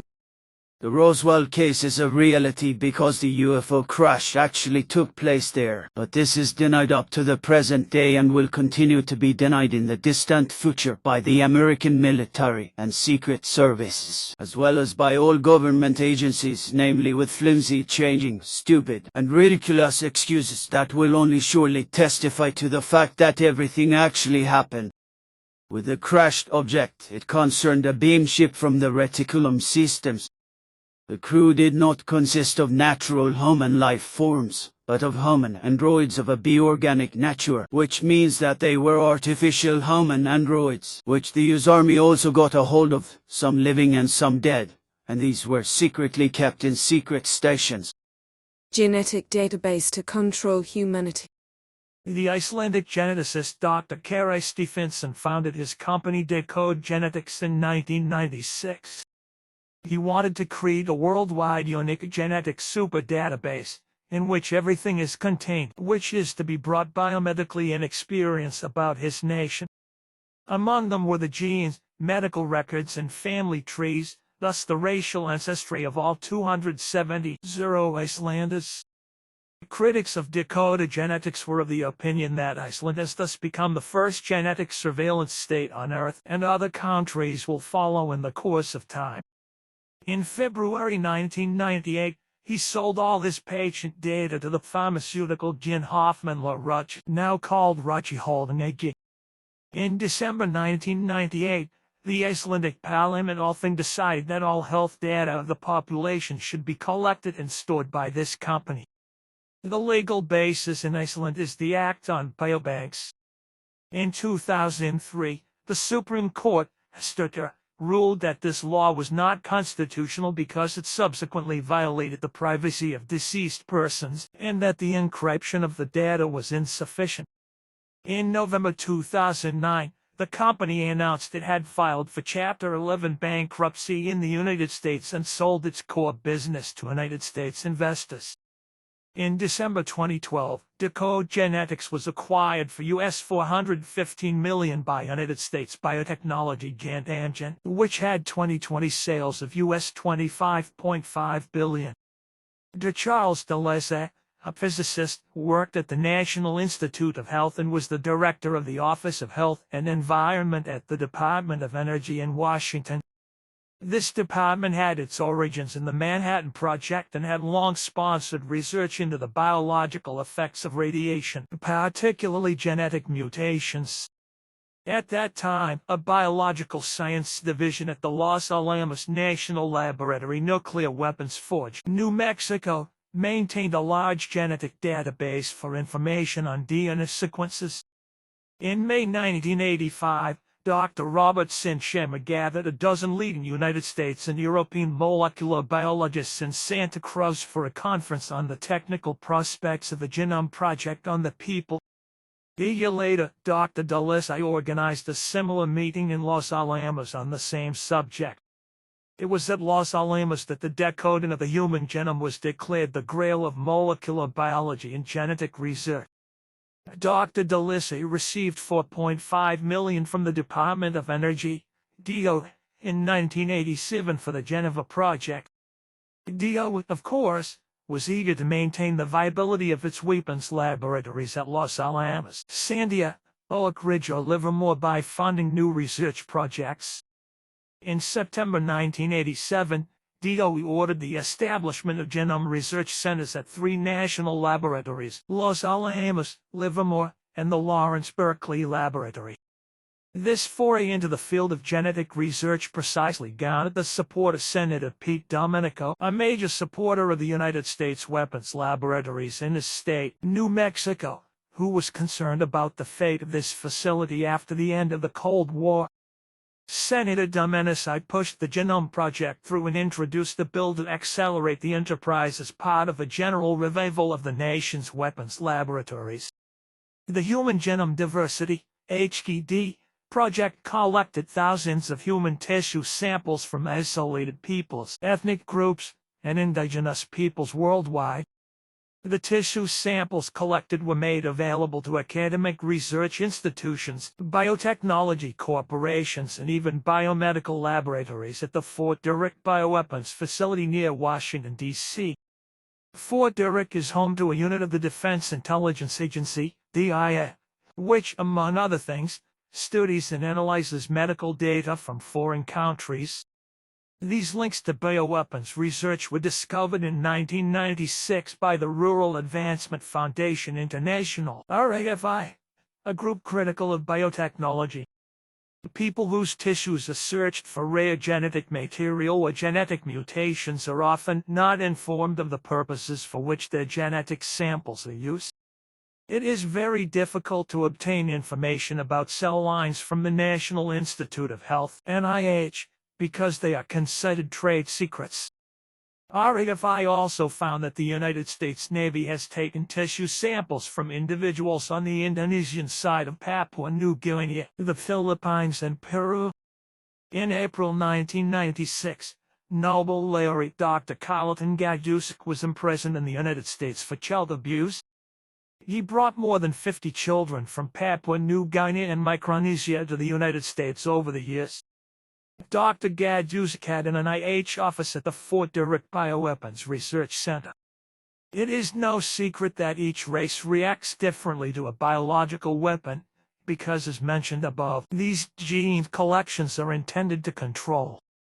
If one knows all genetic peculiarities of the different races, one can manufacture a genetically manipulable biological warfare agent, which aims at certain groups of humans, races, and so on. Such genetically engineered warfare agents have existed for some time and can enable targeted ethnic cleansing because the viruses are programmed to target only a specific nationality, or in the case of the coronavirus, any race, while your own soldiers can safely roam the areas affected by the engineered viruses. In 2017, for example, it became known that the United States of America is developing a new type of bioweapon that is supposed to respond only to Russian or Slavic DNA. On the other hand, it would be possible to train or recruit soldiers with certain genetic traits. It is interesting to note that the major research laboratories, including the DOE, were involved in biological warfare, mind control, and radiation experiments several times during the post-war period and after. Mind control researcher John Marks, in researching his book The Search for the Manchurian Candidate, found evidence that the MKUltra project was working on secret genetic super soldier programs for the military. Scientists from the CIA's Office of Research and Development, OAD, were involved in these projects. One of the OAD researchers told John Marks that the MKUltra genetic project was several years ahead of the activities of the scientific community. According to this informant, they wanted to perform genetic manipulations and split genes as early as 1965. The rest of the world was not concerned with these problems until 1976. The CIA and the military feared that an opposing power might get ahead of them and breed genetically engineered super soldiers. Such soldiers would mindlessly carry out orders and be resistant to genetically engineered bacteriological warfare agents. One former OAD scientist remarked to Marx that some superiors were even contemplating a society consisting of genetically engineered servants or work slaves. 717th contact Wednesday, 6th October 2021, 9:32 p.m. except from open letter of Saturday, July 12, 1949 to governments and public media in Europe. Second part, July 12, 1949/Edemire. The people will become more and more effeminate, and they will be genetically manipulated and changed in the distant future. This by providing them genetically with special qualities. In this way, Supermen will be effectively bred for this and that field of work, who will then form an elite depending on the field and will work out more and more quickly in their special field and thus shape the future and also misshape it, which will ultimately lead to the downfall of mankind or its freedom. By the more precariously becoming lack of space, the people will step on each other's feet and become violent against each other. The media platform Science reported the following on December 4, 2020. According to United States intelligence reports, China has conducted tests on members of the People's Liberation Army with the ambitious goal of developing soldiers with enhanced biological capabilities. To create these super soldiers, China is turning to CRISPR, reports the Wall Street Journal. CRISPR is a novel, simple but powerful tool for editing genomes. The medical technology has been called one of the most important medical tools scientists have in their arsenal. CRISPR has many applications, including correcting genetic defects, treating and preventing the spread of disease, and improving plants. Technical means to create super soldiers such as microchips, bionic eyes, super hearing using smart headphones or exoskeletons are widely known, but genetic traits to create super soldiers such as synthetic blood or respiroseed are special red blood cells that could help super soldiers not get out of breath for hours underwater, or enhanced limbs. A DevCom report revealed plans to equip U.S. super soldiers with enhanced limbs to increase strength. Are less known. For example, there are individuals who do not feel pain due to a genetic defect. Since such genetic anomalies are very rare in nature, they could be artificially induced by genetic manipulation, and an army of pain-insensitive super soldiers could be bred. Things to know. In the mid-1980s, the United States Navy, RPA, later renamed DRPA, and Lockheed Missile Space Company, LMSC, developed a radar invisible ship that could have been designed out of a science fiction comic book. The Sea Shadow was built in 27 months in Redwood City, California. The British Navy is also developing radar invisible ships. In early 1997, the Sea Wraith II, designed by Vesper Thornycroft, was presented to the public. The Sea Wraith II is also undetectable in the thermal part of the spectrum, so it cannot be destroyed by heat-seeking missiles.